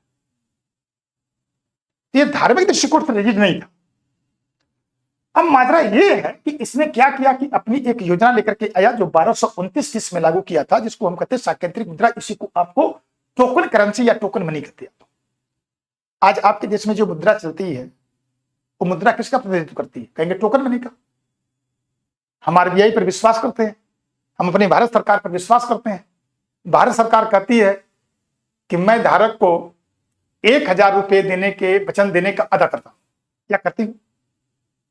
आप मान कर रहे हैं कि इसका मतलब कि भारत सरकार कर रही थी, हमको देगी। प्रधानमंत्री मोदी जी रात को आए, अब कहेंगे भाई कि कल से मुद्रा खत्म, वो मुद्रा हम मान्य नहीं करेंगे सरकार से। सारा जो 500 के नोट, 1000 के नोट जो थे क्या हो गए, बर्बाद हो गए। जो बेचारे भ्रष्टाचारी थे वो तो बेचारे परेशान हो गए कि भाई कैसे बचाया जा। और इसके बाद वो कागज टुकड़ा हो गया। तो जब कोई सरकार किसी चीज को वैधता देती है, मान्यता देती है, तब तक उसकी प्रासंगिकता होती है। जितनी सरकार उसको मान्यता देना बंद कर देगी, मामला खत्म। अब मोहम्मद बिन तुगलक ने 1229 और 30 में, अब सोचिए कि आधुनिक जमाने की जो संकल्पना है, जो टोकन मनी जिसको आप कर रहे हैं, उसको उसने लागू किया। बड़ी बात थी, सबके बस की। यही कारण है कि उस समय के इतिहासकार समझ ही नहीं पा रहे इसको। जो ये लेके आ रहा है ना, उसको समझ ही नहीं पा रहे हैं। वो अपने इतिहासकार लिखते थे कि अपने जमाने से 500 साल आगे था। और इसमें अगर देखेंगे 1229 योजना को लेकर के आता है, जिसको हम टोकन करेंसी के नाम से जानते हैं। तो दो इतिहासकार, एक तो बर्नी, दूसरा फरिश्ता, ये सब और पागल बना देते हैं हमको और आपको, अब मोहम्मद बिन तुगलक सबको पागल बनाए। बर्नी क्या कहता है? बर्नी ये कहता था कि ये जो मुद्रा आपको चर्चा करने की बात वो करता है, तो कहता था कि तांबे की मुद्रा थी। कैसी मुद्रा थी? कहता है तांबे की मुद्रा। बर्नी कहता है तांबे की। फरिश्ता क्या कहता? फरिश्ता कहता कि नहीं साहब, पीतल की थी। अब ये सब पागल मिल करके हमको, आपको और सबको पागल बना दिए। अब भाई मुद्रा तो किसी एक ही की नहीं होगी। अब चूंकि उसकी इंप्लीमेंट करने का तरीका बड़ा गड़बड़ था, तो जिसको इसने कहा कि नहीं ये पीतल की थी, एक कहेगी ये पीतल की थी। अब इसलिए मैं इसको लिख रहा हूं ना कि ये पागल मिल करके क्या करेंगे, हो सकता है कि आपको संकट में डाल दें। हो सकता है कि इतिहासकार या यूपीएससी यही सब खुरापात तो खोजते रहते हैं सभी, कि आप कहां कंफ्यूज हो गए। बर्ने किसका बताया है इसने, अब इसे उलट देंगे। वो कहने कि फरिश्ता कहता कि तांबे की, बर्ने कहता पीतल की। अब पढ़े तो दोनों आप है, आपको लगेगा कि यार पढ़े तो दोनों है, बर्ने तांबा, इसको पीतल कर लीजिए, क्या दिक्कत तुमको। अब मात्रा ये कि जब इसने इसको लागू किया तो कुछ लोग कहे कि मतलब एक की पागलपन थी, और इसमें जो है कि इसके इंप्लीमेंट करने का तौर तरीका इतना गड़बड़ था इसने। जैसे देखिए करेंसी या मुद्रा जो होती है ना, वो मुद्रा आप याद रखिएगा कि उसके जो बनाने की जो पद्धति होती है वो बड़ी जटिल होनी चाहिए, यानी सब लोग नकल न कर पाए। आज भी देखते हैं जो भारत सरकार की जो मुद्रा हम लोगों को रुपया है, या जो भी आप नोट जारी करते हैं, उसकी पद्धति बड़ी जटिल होती है, उतना आसान होती नहीं। तो उस पद्धति को, जटिलता को लागू करने के लिए बड़ा इंपॉर्टेंट होता है कि उस मुद्रा की नकल न करे, सरकार उस पर पैनी नजर रखे, और जो लोग गलत तरीके से करेंसी को छापते हैं उसके ऊपर दंडात्मक कार्रवाई करे। इसने घोषणा किया 100 किया जाएगा, उसने घोषणा कर दिया कि आप एक काम करिए कि जो पुरानी मुद्रा लेके आइए, सोने और मतलब की चांदी की उतनी मुद्रा लेकर के आइए। तो इसका तो उतना का सामान लेकर, जैसे आप एक मुद्रा लेकर के आए और उस मुद्रा को क्या करके सामान लेकर जाइए उतना। अब समस्या ये थी कि जब इसने लागू किया तो अब इसकी योजना जो है, आप कहेंगे ना कि ये योजना, आप देखेंगे योजना, अब सब लोगों ने क्या किया, अपने अपने घरों को टकसाल बना लिया, घरों को टकसाल बना लिया। बर्ने तो कहता कि हिंदुओं ने तो अपने घर को टकसाल बना लिया। अब ये बेवकूफ को पूछिए उनसे कि बेवकूफ उसमें जो कि सिर्फ हिंदू ही लिया होगा। अब इसके दिमाग में तो गंदगी भरी पड़ी है, जैसे आज के जमाने में कुछ लोगों गंदगी भरी पड़ी है कि सारा दोष मुसलमानों के ऊपर, वैसे इसके दिमाग में गंदगी भरी पड़ी है। मुसलमान उसमें पूजा कर रहा होगा, वो नहीं बतला होगा, तो सारा विलंब हिंदुओं पर। तो इसका मतलब यह है कि जब इसको लगा कि यार योजना इसकी विफल हुई, तो याद रखिएगा कि जब इसकी योजना विफल हुई तो जो व्यापारी थे, व्यापारियों ने अपने माल, जो अंतरराष्ट्रीय स्तर के व्यापारी थे, व्यापारियों ने अपने माल देना बंद कर दिया। व्यापारियों ने क्या किया, क्योंकि नकली मुद्रा आ गई, व्यापारियों ने अपने माल देना बंद कर दिया। कहा कि यार ये व्यवस्था ठीक नहीं लग रही है, ये तो फिर बहुत घटा हो जाएगा हम लोग। अब मान लीजिए कि आपको भाई तांबे के, सोने और चांदी के पीतल बराबर आप देखेंगे कि आपको जो है कि तांबा काम कर रहा है, तो वो लेके जाएंगे अपने देश में या कहीं लेके जाएंगे, मुद्रा को देंगे तो लेंगे क्या कोई? तो बहुत सारी समस्याएं आने लगी, उसकी कोई वैधानिकता समझ में नहीं आई। लेकिन याद रखिएगा कि इसमें अगर आप देखेंगे तो जो विनिमय के माध्यम के रूप में अगर आप कहेंगे, उसमें आप कहेंगे तो ये व्यापारियों ने, अंतरराष्ट्रीय खासतौर से व्यापारियों ने लेना बंद कर दिया, समस्याएं गंभीर हुई। और उसमें अगर आप देखेंगे तो ऐसा नहीं कि ये, तो कुछ लोग कहते हैं कि इसकी पागलपन थी, लेकिन एक इतिहासकार है जिसका नाम है नेल्सन राइट। नेल्सन राइट जो है कि आप कहेंगे कि इस एक इतिहासकार, उन्होंने कहा नहीं, अब तक ये सब तो मिलकर पागल बना दिया इसको बेचारे को। इसने कहा कि नहीं, 14वीं शताब्दी में अंतरराष्ट्रीय स्तर पर देखा जाए, 14वीं शताब्दी में अंतरराष्ट्रीय स्तर पर अगर आप देखेंगे, अंतरराष्ट्रीय स्तर पर अगर आप देखेंगे तो चांदी की व्यापक कमी हो गई थी। और मोहम्मद बिन तुगलक को इस बात का डर था कि कहीं ऐसा ना हो कि हमारे देश की चांदी निकल के विदेश चली जाए, देश तो कंगाल हो जाएगा। जो बुलियन के रूप में आप अपने घर में रखे हुए हैं, सोना चांदी के रूप में, अगर आप उसको निकाल देंगे तो फिर तो गंभीर हो जाएगी बात, देश तो कंगाल हो जाएगा। तो ये सोना चांदी देश में बनी रहे, उसने टोकन करेंसी लेकर के, जब उसको लगा कि अब योजना हमारी विफल हो गई, समस्याएं बड़ी गंभीर, मुद्रास्फीति फैल रही है, जैसे मान लीजिए कि जैसे कभी कोई देखते ना, कुछ लोग कहते हैं कि अगर रुपया छाप देने से अगर मान लीजिए कि हमारी समस्याएं दूर होती, सरकार क्यों नहीं छाप देती? अरे भाई, तो इस रुपए का मूल्य इतना गिर जाएगा, मुद्रास्फीति फैल जाएगी, जैसे ईरान में फैली थी, जैसे वेनेजुएला में फैली थी, जैसे अन्य अफ्रीकी देशों में फैली थी। तो इसका मतलब है कि जब उसकी अंतरराष्ट्रीय वैल्यू कुछ होगी नहीं तो बड़ी गंभीर हो जाएगी बात, उसका कोई मतलब नहीं बचेगा। जब इसको लगा कि इससे जो है कि इतनी मुद्रा आ गई तो मुद्रा को उसने वापस ले, लेकिन कई बार सवाल आपसे पूछा गया तो याद रखिएगा, ये इसका पहला प्रयोग नहीं था। इसके पहले अगर आप देखेंगे तो चीन में कुबलई खां एक शासक हुआ करता था। चीन में कुबलई खां, अगर आप देखेंगे तो कुबलई खां ने इस व्यवस्था को लागू किया था जो 1260 से लेकर के और 93 तक शासन किया था। कागजी मुद्रा जिसको कहते हैं ना, आज भी देखते हैं कागजी मुद्रा चलती है हमारे, तो कहेंगे कागजी मुद्रा को जारी किया था, कागजी मुद्रा को, और इसकी यह योजना बिल्कुल सफल रही चीन की, कुबलई खां। एक जो शासक है जिसका नाम है, आप कहेंगे कि ईरान में गैखातों का, ईरानी शासक गैखातों ने इसको लागू किया, जिसका पीरियड आप कहेंगे 1294 है, 1294। इसकी योजना तो सफल रही, और इनकी जो मुद्रा थी गैखातों की, वो कहेंगे चमड़े की थी। अब देखते हैं कि चमड़े का सिक्का मुगल काल में भी एक व्यक्ति ने चलाया था, हसन निजाम ने, और हसन निजाम की जान बचाई, मतलब कि हुमायूं की जान इसने बचाई थी, एक भिस्ती था, तो चमड़े का सिक्का इसने चलाया था। इसकी भी योजना विफल हो गई थी, इसकी भी योजना क्या हो गई थी? विफल हो गई थी। तो इसका मतलब है कि पूरी एक मोटी मोटा मैंने आपको बता दिया इतना कि मतलब इतना से काम हम लोगों को चलते देखते हैं।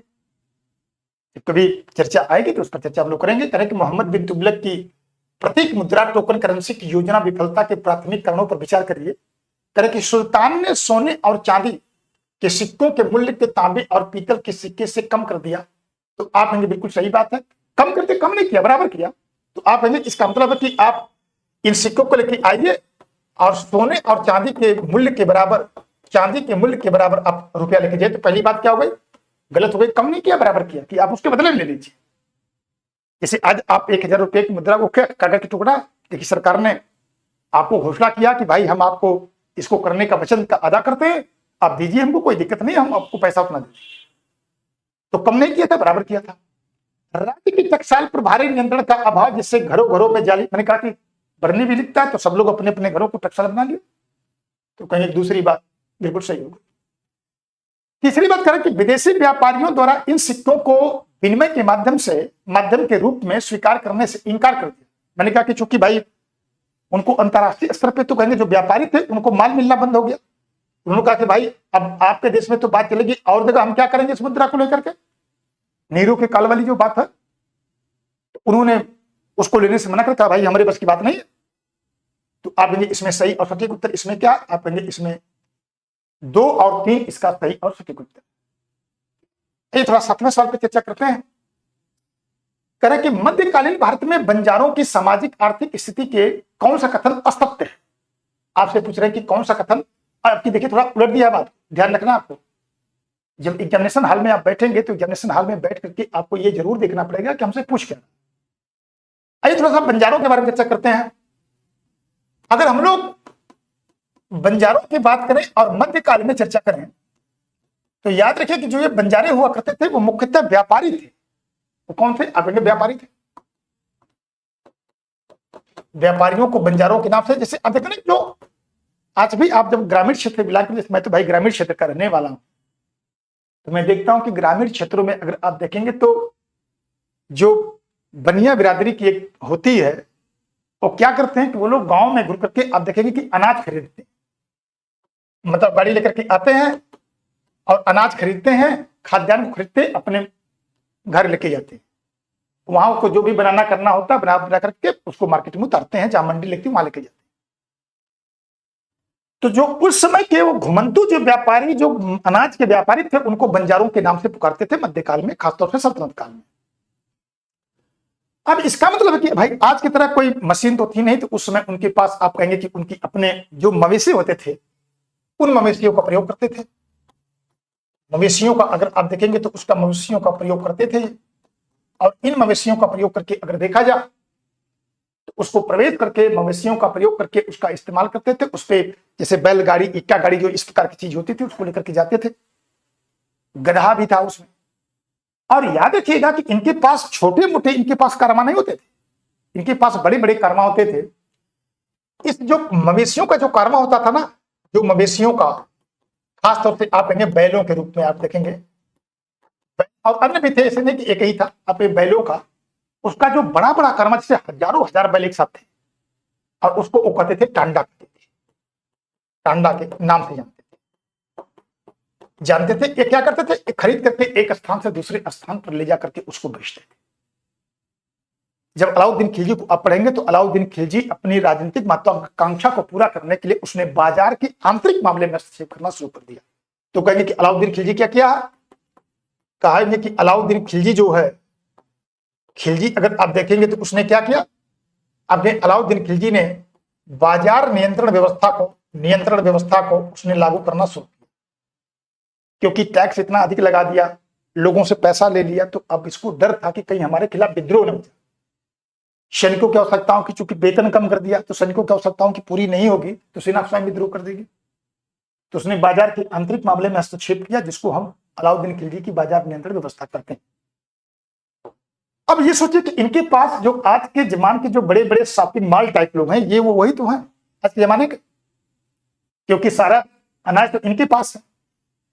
तो अलाउद्दीन खिलजी को समझ में आया कि अगर हम इनको अपने इस व्यवस्था के साथ जोड़ लें तो हमारा काम बन जाएगा, और इनके ऊपर एक प्रकार का नियंत्रण स्थापित किया, और कहा कि आपको क्या करना पड़ेगा कि आप जो है कि खाद्यान्नों की आपूर्ति के लिए, अगर आप देखेंगे आपूर्ति के लिए अधिकारियों से निर्देश दिया कि इनको आप कहेंगे कि उचित दाम पर, आप कहेंगे कि उचित दाम पर, इसने कहा कि आप एक काम करिए कि आप इसको अनाज उपलब्ध करवाइए, और इनसे कहा कि आप जो है कि बाजार में लेकर के आइए, इसको बाजार में आपको लेकर के आना है। तो सरकारियों को आदेश दिया कि उनको किसान इनको उचित मूल्य पर दाम पर दें अपने, और किसानों को इस व्यवस्था में तय किया गया था कि आप अपने खाने से अधिक अपने पास नहीं रख सकते हैं, अगर जो भी जमाखोरी करेगा उसके खिलाफ सख्त कार्रवाई की। उसने एक नजीर भाई, कुछ लोगों को उसने मौत के घाट उतारा होगा, कुछ लोगों को कुछ और उल्टा पुल्टा किया हो, लोग डर गए होंगे। इन जो आपको बंजारे थे ना, इनसे कहा कि आपको एक काम और करना है कि अगर मान लीजिए कि सेना अगर अभियान पर जाती है, तो आपको उनकी रसद जो है कि आपूर्ति बनाए रखने के लिए आपको इनके साथ चलना पड़ेगा। अनाज को लाद करके अपने बैलों पर लेकर के जाते थे लोग, ले जा करके जो है कि ताकि सेना को सप्लाई की कमी ना होने पाए, क्योंकि अगर आप सैनिकों को खाना ही नहीं दोगे तो लड़ेंगे कैसे वो। तो उसके लिए जरूरी, उनके लड़ने के लिए जरूरी ये था कि आप उनको सेना की रसद की आपूर्ति इसमें करें। तो मुझे लगा कि इतनी बातें मैंने कहा कि उससे आप देखेंगे उसने अपनी बाजार नियंत्रण व्यवस्था के माध्यम से मुद्रास्फीति को फैलने से रोका।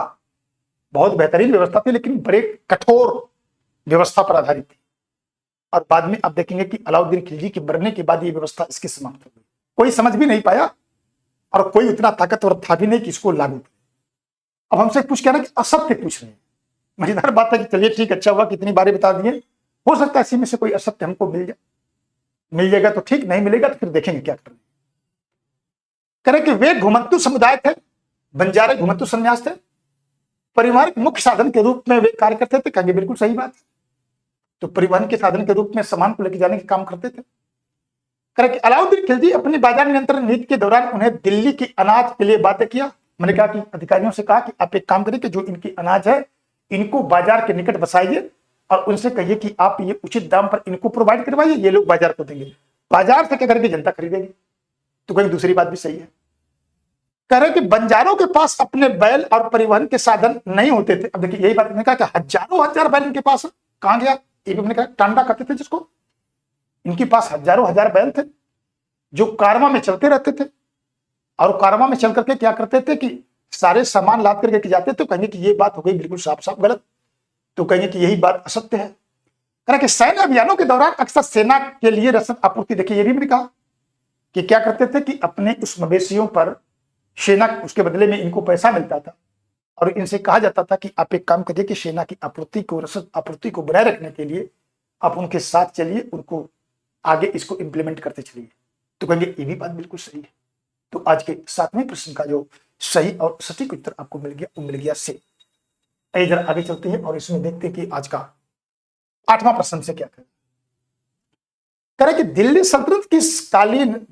सल्तनत कालीन स्थापत्य कला के विकास के संदर्भ में निम्नलिखित कथन पर विचार करिएगा। स्थापत्य कला के बारे में पूछ रहे हैं। देखते हैं कि स्थापत्य कला के बारे में क्या चर्चा हमसे कर रहे हैं। इसका मतलब है कि इनका जो मुख्य रूप से अगर आप देखेंगे तो उसमें आपका इनकी पहली जो चर्चा जो हमको समझ में आ रही वो मिल रही आपको इसमें कुतुब मीनार से बात चल रही है। ठीक है, जरा देखते हैं कि इसमें चर्चा करते हैं और देखते हैं कि इसमें पहली जो महत्वपूर्ण बात है इसमें आप पाएंगे कि इसमें क्या हमसे पूछ रहे हैं, कितने सही आपसे कर रहे हैं, जरा देख लेते हैं। अच्छा, लेकिन कई चीजों की चर्चा कर रहे हैं। एक चीज यहाँ देखिए, अलाउद्दीन खिलजी अलाई दरवाजा में पहली बार विशुद्ध इस्लामिक सिद्धांत मेहराब और गुंबदों का प्रयोग, लोदी मकबरे दोहरी गुंबद की तकनीकी के लिए। तो इसका मतलब कि पूरी आप कहेंगे कि इसमें सभी चीज की चर्चा इसमें कर रहे हैं। ठीक है, आइए जरा देखते हैं पहले इसकी हम लोग इसके बारे में चर्चा करते हैं और देखते हैं कि इसमें क्या इसमें सही बात है। कह रहे हैं कि इल्तुतमिश कुतुब मीनार का निर्माण पूरा करवाया, इसे अपनी संप्रभुता के प्रतीक के रूप में प्रस्तुत किया। तो याद रखिए, जरा देखते हैं कि इसमें क्या चीजें इसमें दिख रही है। तो पहली बात अगर आप देखेंगे तो अगर हम लोग कुतुब मीनार की बात करें, कुतुब मीनार की बात आप करें कि जैसा कि आप जानते हैं कि इसको शुरू करवाने का काम आप कहेंगे कि कुतुबुद्दीन ऐबक को। तो कुतुब मीनार की प्रारंभ किसने करवाया था? आप कहेंगे प्रारंभ अगर आप देखेंगे तो आप कहेंगे कुतुबुद्दीन ऐबक ने, कुतुबुद्दीन ऐबक ने, अगर आप कहेंगे ऐबक ने इसको शुरू करवाया।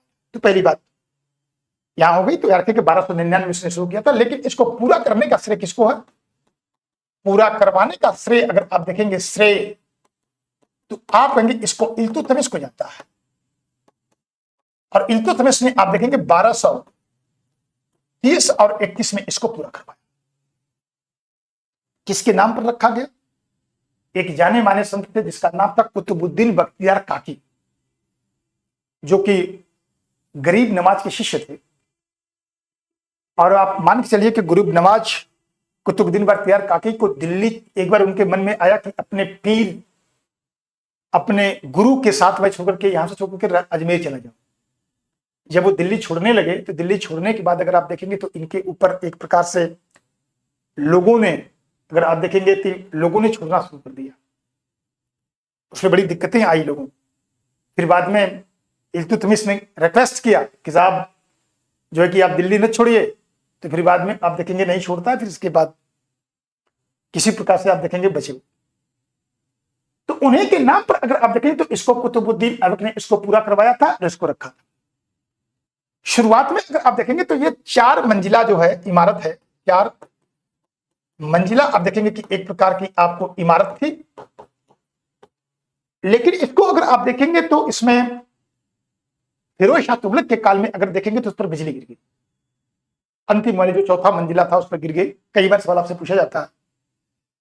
इसके बाद उसने क्या किया कि उसकी मरम्मत कराई और 1 मंजिला इसमें और यानी 4+1 कर दिया, इसने 5 मंजिला कर दिया। फिरोज शाह तुगलक ने, एफटी ने 4 मंजिला से अगर आप देखेंगे तो उसको 5 मंजिला कर दिया, प्लस 1 मंजिला और जोड़ दिया। और याद रखिएगा कि इसको अगर आप देखेंगे तो एक प्रकार से अगर आप देखेंगे तो ये शुरुआत की जो 3 मंजिला है वो लाल बलुआ पत्थर के ऊपर की 2 मंजिले में आप देखेंगे संगमरमर लाल बलुआ पत्थर भी लगा है, संगमरमर भी लगा। तो इस प्रकार से अगर आप देखेंगे तो इस पर इसको देखने को मिला था। एक इतिहासकार थे जिसका नाम था पर्सी ब्राउन। पर्सी ब्राउन ने कहा कि इस्लामिक संप्रभुता को प्रदर्शित करने का एक माध्यम था, मुख्यतः ये आवाज अजान देने के लिए बनाई गई। इसका मतलब है कि अगर आप देखेंगे तो पहली बात आपको क्या मिल गई, यानी कि पहली बात इसमें मीनार पूरा करवाया, इसे अपनी संप्रभुता के, देखिए इस्लामिक संप्रभुता अपने संप्रभुता के प्रतीक के रूप में इसने प्रस्तुत किया। तो आप कहेंगे कि पहली बात बिल्कुल सही।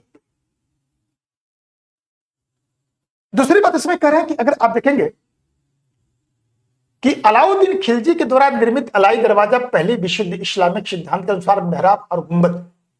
जब आप अलाउद्दीन खिलजी का अलाई दरवाजा आप देखेंगे तो शुरुआत आप देखेंगे कि एक दरवाजे के रूप में उसके ऊपर एक गुंबद का निर्माण किया गया। तो इसका मतलब है कि आपसे पूछ रहा है कि अलाई दरवाजा आप पहली बार विशुद्ध इस्लामिक सिद्धांतों यानी मेहराब और इसके बाद गुंबदों का प्रयोग, आप कहेंगे हाँ गुंबद का प्रयोग है और उसमें मेहराब का प्रयोग किया गया, तो कहेंगे कि दूसरी बात इसमें सही। लोदी के मकबरे ने अपनी दोहरी गुंबद तकनीकी के लिए प्रसिद्ध है, जिसने इमारत अधिक ऊंचाई और भव्यता। आप याद रखिएगा कि खास तौर से अगर हम लोग लोदियों की बात करें तो लोदियों की जो इमारत हुआ करती वो दोहरी गुंबद। देखिए दोहरी गुंबद का मतलब क्या है, जैसे मान लीजिए कि एक गुंबद एक बन गई और इस पर एक गुंबद और बन जाती थी। कारण क्या था कि उसके तापमान नियंत्रित रहे। दोहरी गुंबद आप कहेंगे कि जो लोदी जो थे, लोदियों के स्थापत्य की एक प्रमुख विशेषता ये थी, प्रमुख विशेषता आप कहेंगे कि मानी जाएगी। और उसमें आप देखेंगे कि अष्टभुजी मकबरे खासतौर से सुल्तानों के हुआ करते थे, लेकिन उसके अलावा जो आप कहेंगे कि जो सरदार हुआ करते थे उनके आप कहेंगे चतुर्भुजी मकबरे के रूप में सूचना हमको मिलती है। यही बात भी आगे चल करके आप देखेंगे कि मुगलों की विशेषता बन गई, मुगलों की विशेषता भी बनी। और इसमें अगर आपसे चर्चा करें और आपसे सवाल किया जाए तो आप कहें कि हुमायूं का जो मकबरा है वह इसका एक जीता जागता उदाहरण के रूप में दिखाई देता है। तो इसका मतलब है कि कहने कि इसमें कितने सही हैं, तो आपने देखा था कि इसका मतलब इसमें तीनों बात इसमें आपको सही दिख रही है। तो आज के 8वें प्रश्न का जो सही और सटीक उत्तर आपको मिल गया, 8 मिल गया। 9 में देखते हैं क्या करें हमसे कि सुल्तान गियासुद्दीन तुगलक के प्रशासनिक सुधार के संदर्भ में निम्नलिखित कथनों पर विचार करिए। जब आप कभी भी गियासुद्दीन जीटी की चर्चा अगर आप करेंगे तो गियासुद्दीन तुगलक की अगर बात आपसे किया जाएगा, तुगलक की, तो आप कहेंगे कि चूंकि एक इनके पहले शासक था जिसका नाम था नासिरुद्दीन खुसरो। कभी कभी यह सवाल आपसे पूछता है कि वह प्रथम भारतीय सुल्तान जिसने मतलब वो भारतीय मुसलमान जो सुल्तान बना था, तो कहेंगे नासिरुद्दीन खुसरो बना था। कौन बना था? नासिरुद्दीन खुसरो बना था। एकमात्र भारतीय मुसलमान है, खुसरो बना था जो सुल्तान बना था। और मैं बार बार आपसे कहता हूं कि जो धर्म है ना वो राजनीति का एक प्रकार का पोषक होता है। आज भी राजनेता क्या कहते हैं, एक आता है तो कहता है कि हिंदू खतरे में है, हिंदू को लगता है कि अच्छा, एक आता तो कहता है मुसलमान खतरे में है, समझ जाओ मुसलमानों कयामत आने वाली। एक चर्चा करता है कि मुसलमान समझ जाओ नहीं तो बनता तुम्हारा काम खत्म है। अब हिंदू मुसलमान दोनों डरे हुए, लेकिन वाकई में डरा कौन है? वाकई में डरा है शासन चलाने में। उसको डरा कि मेरी सत्ता में चली जाए और आपको और हमको डरवाता रहता। अब सोचिए कि आपकी ये तुर्क है, ये भारतीय हिंदू था जो कर्मठ मुसलमान था, तो कहेंगे कि ये शुद्ध मुसलमान नहीं। शुद्धता पीछे भी होती है ना कि आप किस खानदान से ताल्लुकात रखते हैं। अब सोचो कि जब ये सत्ता पर आ गया तो कहा कि इस्लाम खतरे में है।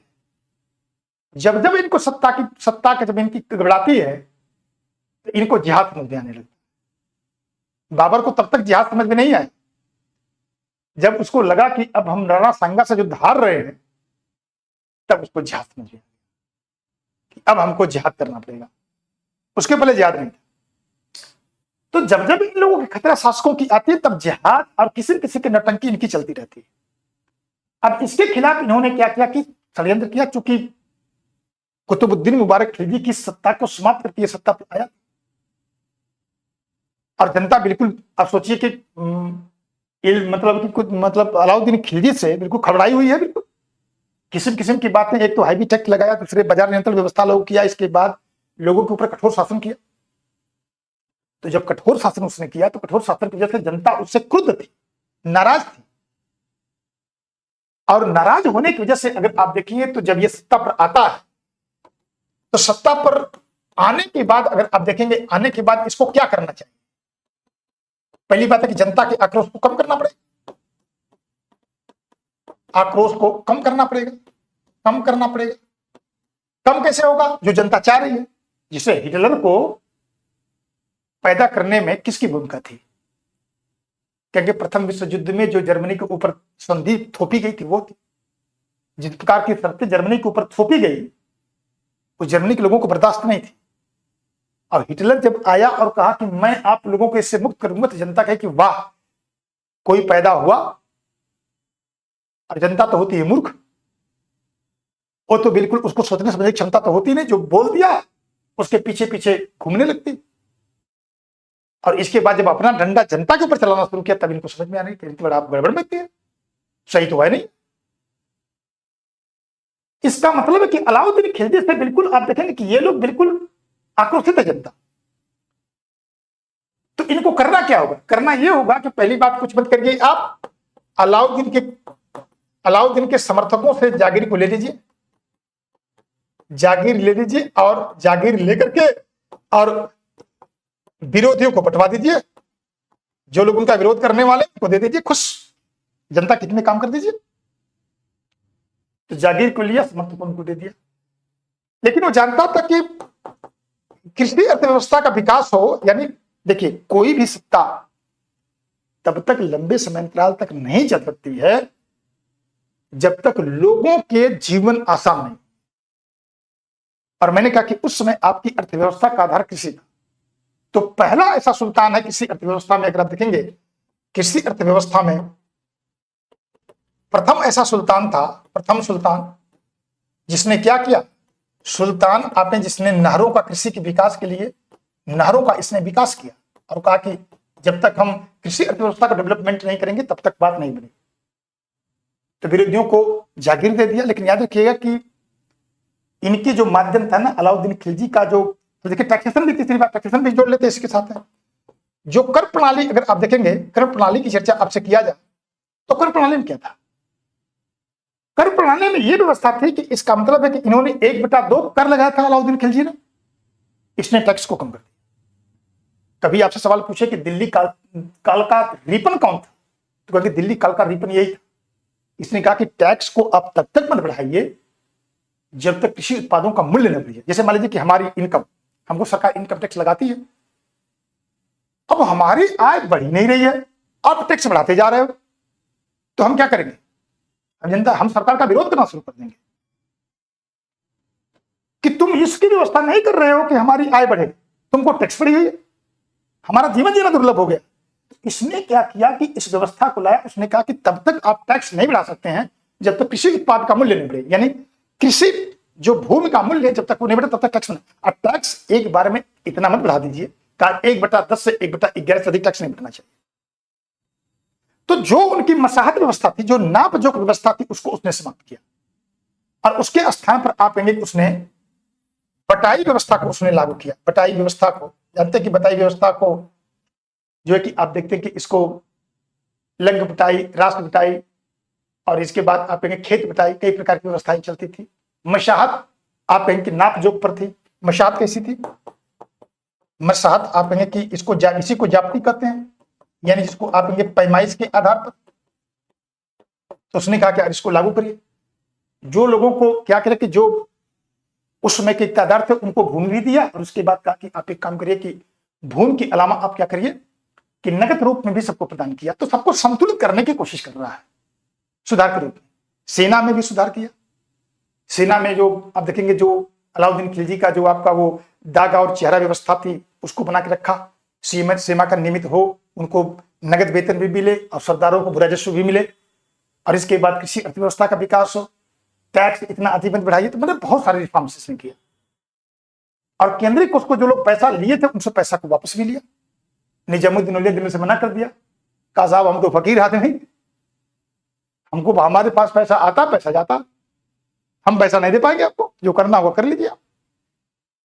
और आपने देखा था कि जब वो बंगाल अभियान पर जाते हैं, सूचना मिलती तो वहां से चेतावनी देते हैं, कहता कि हनूज दिल्ली दुरुस्त थी, अभी दिल्ली बहुत दूर पाई है, और 1325 में जब आते हैं अफगानपुर में तो इनका काम तमाम हो जाता। खैर वो बात की बात है। तो जरा देख लेते हैं कि क्या क्या इसमें पूछ रहे हैं। इसमें हमको भी मिल पाई बात कि नहीं मिल पाई। अगर नहीं मिल पाई तो जो अगर और रिफॉर्म्स अगर सवाल अगर पूछेंगे तो मैं देखिए कोशिश इसलिए करता हूँ पहले कॉन्सेप्ट क्लियर कर दूं मैं, और कॉन्सेप्ट क्लियर करने से आप बहुत ज्यादा कुछ सीख ले जाएंगे। कह रहे कि इसमें क्या पूछ रहा है हमसे, सही पूछ रहे हैं। पहली बात तो हमको ये पूछ रहे हैं, कह रहे कि उसने अलाउद्दीन खिलजी की कठोर मसाहत यानी भूमि की पैमाइश, ने कहा कि बिल्कुल के त्याग करके उसने परंपरागत प्रणाली लागू। मैंने कहा कि जनता जो बटाई पे खुश थी तो कहा कि उसको लागू कर दो, कहेंगे बिल्कुल बात सही हो गई। उसने भ्रष्टाचार को रोकने के लिए सरकारी अधिकारियों इक्तादारों को वेतन के रूप में नगद के बजाय केवल जागीर, केवल जागीर नहीं दिया, दोनों किया था। तो इसका मतलब है कि दूसरी बात हो गई गलत। उसने कृषि के विस्तार के हेतु नहरों का निर्माण करवाने वाला दिल्ली का पहला सुल्तान होने का गौरव आपको पता। इसी प्रक्रिया को आगे आप एफटी फिरोज शाह तुगलक अगर आप देखेंगे, तो इस व्यवस्था को आगे लगता है और कुलुखानी नहर जो कि 150 मील लंबी थी उसको लागू करता है। तो आप कहेंगे इसने पहला ऐसा सुल्तान था जिसने क्या किया कि इसको लागू किया। तो इसका मतलब कि 9th प्रश्न का जो सही और सटीक उत्तर आपको मिल गया 1 और 3, ये मिल गया। इधर आगे चलते हैं, आज के अगले प्रश्न पर चर्चा करते हैं। कह रहा कि विजयनगर साम्राज्य की अमर नायक प्रणाली और सल्तनत की एकता प्रणाली के मध्य तुलनात्मक अध्ययन के संदर्भ में कौन सा कथन सही?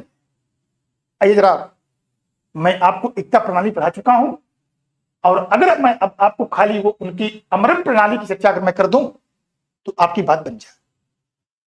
तो देखिए, पहली बात तो याद रखिएगा, जो विजयनगर साम्राज्य की जो अमरण प्रणाली थी, विजयनगर साम्राज्य की अगर आप कहेंगे साम्राज्य की अमरम प्रणाली की अगर चर्चा किया जाए, अमरम प्रणाली, तो आप एक प्रकार से आप देखेंगे तो एकता प्रणाली की नकल थी ये। एकता प्रणाली जो सल्तनत काल में एकता व्यवस्था थी ठीक उसी प्रकार की थी।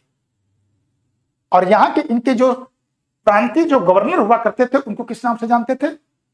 उनको आप कहेंगे कि उनको नायक के नाम से जानते थे। और इसी को आप देखेंगे कि जो है कि इसी को आप कहेंगे कि इसमें न्यायिक व्यवस्था के नाम से जानते हैं। तो दोनों की चर्चा हम लोग कर लेते हैं। पहली बात याद रखिए कि जो इनका उत्तरदायित्व था न्यायिक का, चूंकि एकता को हम पढ़ चुके हैं, उसमें उनको क्या अधिकार था? भू राजस्व चुनना, शांति व्यवस्था स्थापित करना और इस प्रकार के काम उनको करना होगा। उनके सामाजिक और धार्मिक कोई उत्तरदायित्व नहीं, वो सेंटर का काम है। लेकिन क्या क्या आप पहली बात यह है कि इनको क्या करना है? राजस्व वसूली करना है। राजस्व वसूली करेंगे, उसको पूरी व्यवस्था को संचालित करेंगे, अपने खर्च को रखेंगे। दूसरी बात है कि इनको सामाजिक और धार्मिक उत्तरदायित्व भी होगा। सामाजिक और इनको धार्मिक उत्तरदायित्व भी इनका क्षेत्र पर बना रहेगा। तीसरी बात आप कह सकते हैं कि ये छोटे मोटे टैक्स भी लगा सकते हैं। छोटे मोटे अगर आप कहेंगे तो टैक्स लगाएंगे, टैक्स भी लगा देंगे। ये अपने 2 प्रतिनिधि को भेजेंगे। ये 2 प्रतिनिधि को अगर आप कहेंगे, एक स्थानपति और दूसरा है कि सेनापति, जिसको आप बोलते हैं। सेनापति को ये भेजते थे कि भाई आप जाइए, हमारा प्रतिनिधित्व वहां पर करिएगा। इसमें इनका पद आप कहेंगे वंशानुगत है, वंशानुगत है। यानी इनका बेटा अगर जिसको नायक व्यवस्था, नायक जिसको बना दिया गया, जो भूमि आवंटित कर दी गई है, जो अमरम व्यवस्था इनकी है, इसको अमरम भूमि का टुकड़ा है। जैसे वहां एकता थी भूमि का टुकड़ा, उसी अमरम यहाँ की भूमि का टुकड़ा थी। ये वंशानुगत थी। बहुत विशेष परिस्थिति में जब बहुत गड़बड़ा आपने कर दिया, सीमा को उल्लंघन कर दिया, तभी आपसे अमूमन लेते नहीं थे।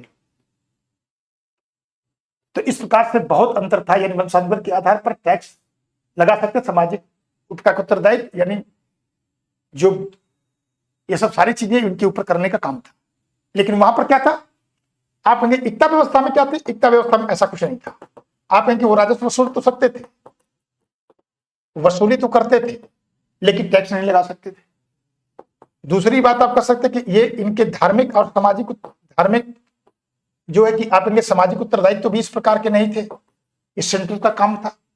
आप कहेंगे ये क्या था? आप कहेंगे स्थानांतरित होते थे। ये कहीं एक तरह से आप कहेंगे अस्थायी हो ही नहीं सकते थे। और इनके कहां अस्थायित्व की बात है? तो जरा देखें कि इसमें कुछ बात बन जाती है कि कुछ और हमसे कहना चाह रहे हैं। कहेंगे तो फिर हम देख लेंगे, उसमें कोई दिक्कत नहीं। करें कि दोनों प्रणालियों में अधिकारियों को स्थानांतरण संभव नहीं था। कहेंगे पहली बात तो तुमको मिल गई, यहां स्थानांतरण संभव है। संभव का स्थानांतरण होता ही है, संभव क्या, यहां स्थानांतरण नहीं। तो पहली बात हम पूरा कि कौन सा कथन सही है, पहली बात गलत हो गई। दूसरी बात करें कि इसमें इक्तादारों की तुलना में अमर नायक के पास अधिक स्वायत्तता थी। वे अक्सर अपने क्षेत्र में राजा के नाम के सिक्के जारी करते थे। आप कहेंगे कि देखिए कि ये बात तो सही है कि अमर नायक को अधिक स्वायत्तता, लेकिन सिक्का जारी करने का काम इनका नहीं था। जो बड़ा हूण पारदौसा जो था विजयनगर साम्राज्य में न्यायाधिकरण व्यवस्था में, वो सेंटर का काम था। तो दूसरी बात आप कहेंगे कि ये भी गलत, कह रहे कि एकता प्रणाली पूरी तरह से राजस्व वसूली केंद्रित थी, जबकि अमर नायक प्रणाली राजस्व के साथ साथ मंदिरों के प्रबंधन, सामाजिक और धार्मिक उत्तरदायित्व इनके ऊपर था। तो हमसे पूछा सही पूछ रहे हैं तो कहेंगे बिल्कुल हमको मिल गया, किसी प्रकार की कोई दिक्कत है नहीं। करेक्ट, इक्तादार सुल्तान के प्रति उत्तरदायी था, जबकि अमर नायक केवल बहमनी सुल्तानों के प्रति वफादार था। नहीं कहेंगे नहीं, यहां पर गलत हो गए। ये जो कहां तक थी, बहमनी में नहीं, आप कहेंगे विजयनगर साम्राज्य में थे, विजयनगर में आप कहेंगे। यहां जो है कि आप कहेंगे तरफदार हुआ करते थे प्रांतों का, तो कहेंगे कि ये भी बात गलत हो गई। तो आज के 10वें प्रश्न का जो सही और सटीक उत्तर आपको मिल गया, वो मिल गया आपका क्या, आप कहेंगे 10 का सी मिल गया। तो मेरा ख्याल है कि आज यही रहने देते हैं, और आप लोगों से निवेदन है कि अपने भी देखिए, अपने दोस्तों मित्रों तक भेजिए इसको। खैर इसमें भी अभी इसमें सीरीज बची हुई है, इसमें कुल 40 प्रश्न है। तो मैं और हमारी टीम ने मिलकर के तय किया कि बच्चों को बड़ी बड़ी वीडियो नहीं देते, छोटी छोटी वीडियो देते। छोटे छोटे वीडियो से क्या होगा कि बच्चे जल्दी से, मान लीजिए 1 घंटे की शायद वीडियो होगी, शायद या 1 घंटे से कुछ ज्यादा की होगी, तो कम से कम अच्छे से देख लेंगे। तो इसमें 2 सीरीज आपको और मिलेगी। भी 30 सवाल अभी और बाकी इसमें है, तो 15 एक दिन मिलेगी, फिर 15 एक दिन आपको मिलेगी, ठीक है। तो अब मैं आप लोगों से यही एक प्रकार से आप देखते हैं कि विराम लेना चाहता हूं, और चाहता हूं कि अब आप लोगों से विदा लूं। आप लोग इस वीडियो को देखिए, शेयर करिए, और अपने अपने कमेंट जरूर दिया करिए, ठीक है। क्या और चाहते आप लोग हैं, अगर कमेंट में लिखेंगे तो हमारी संस्था उस पर काम करेगी। तो आप लोगों का बहुत बहुत धन्यवाद, नमस्कार।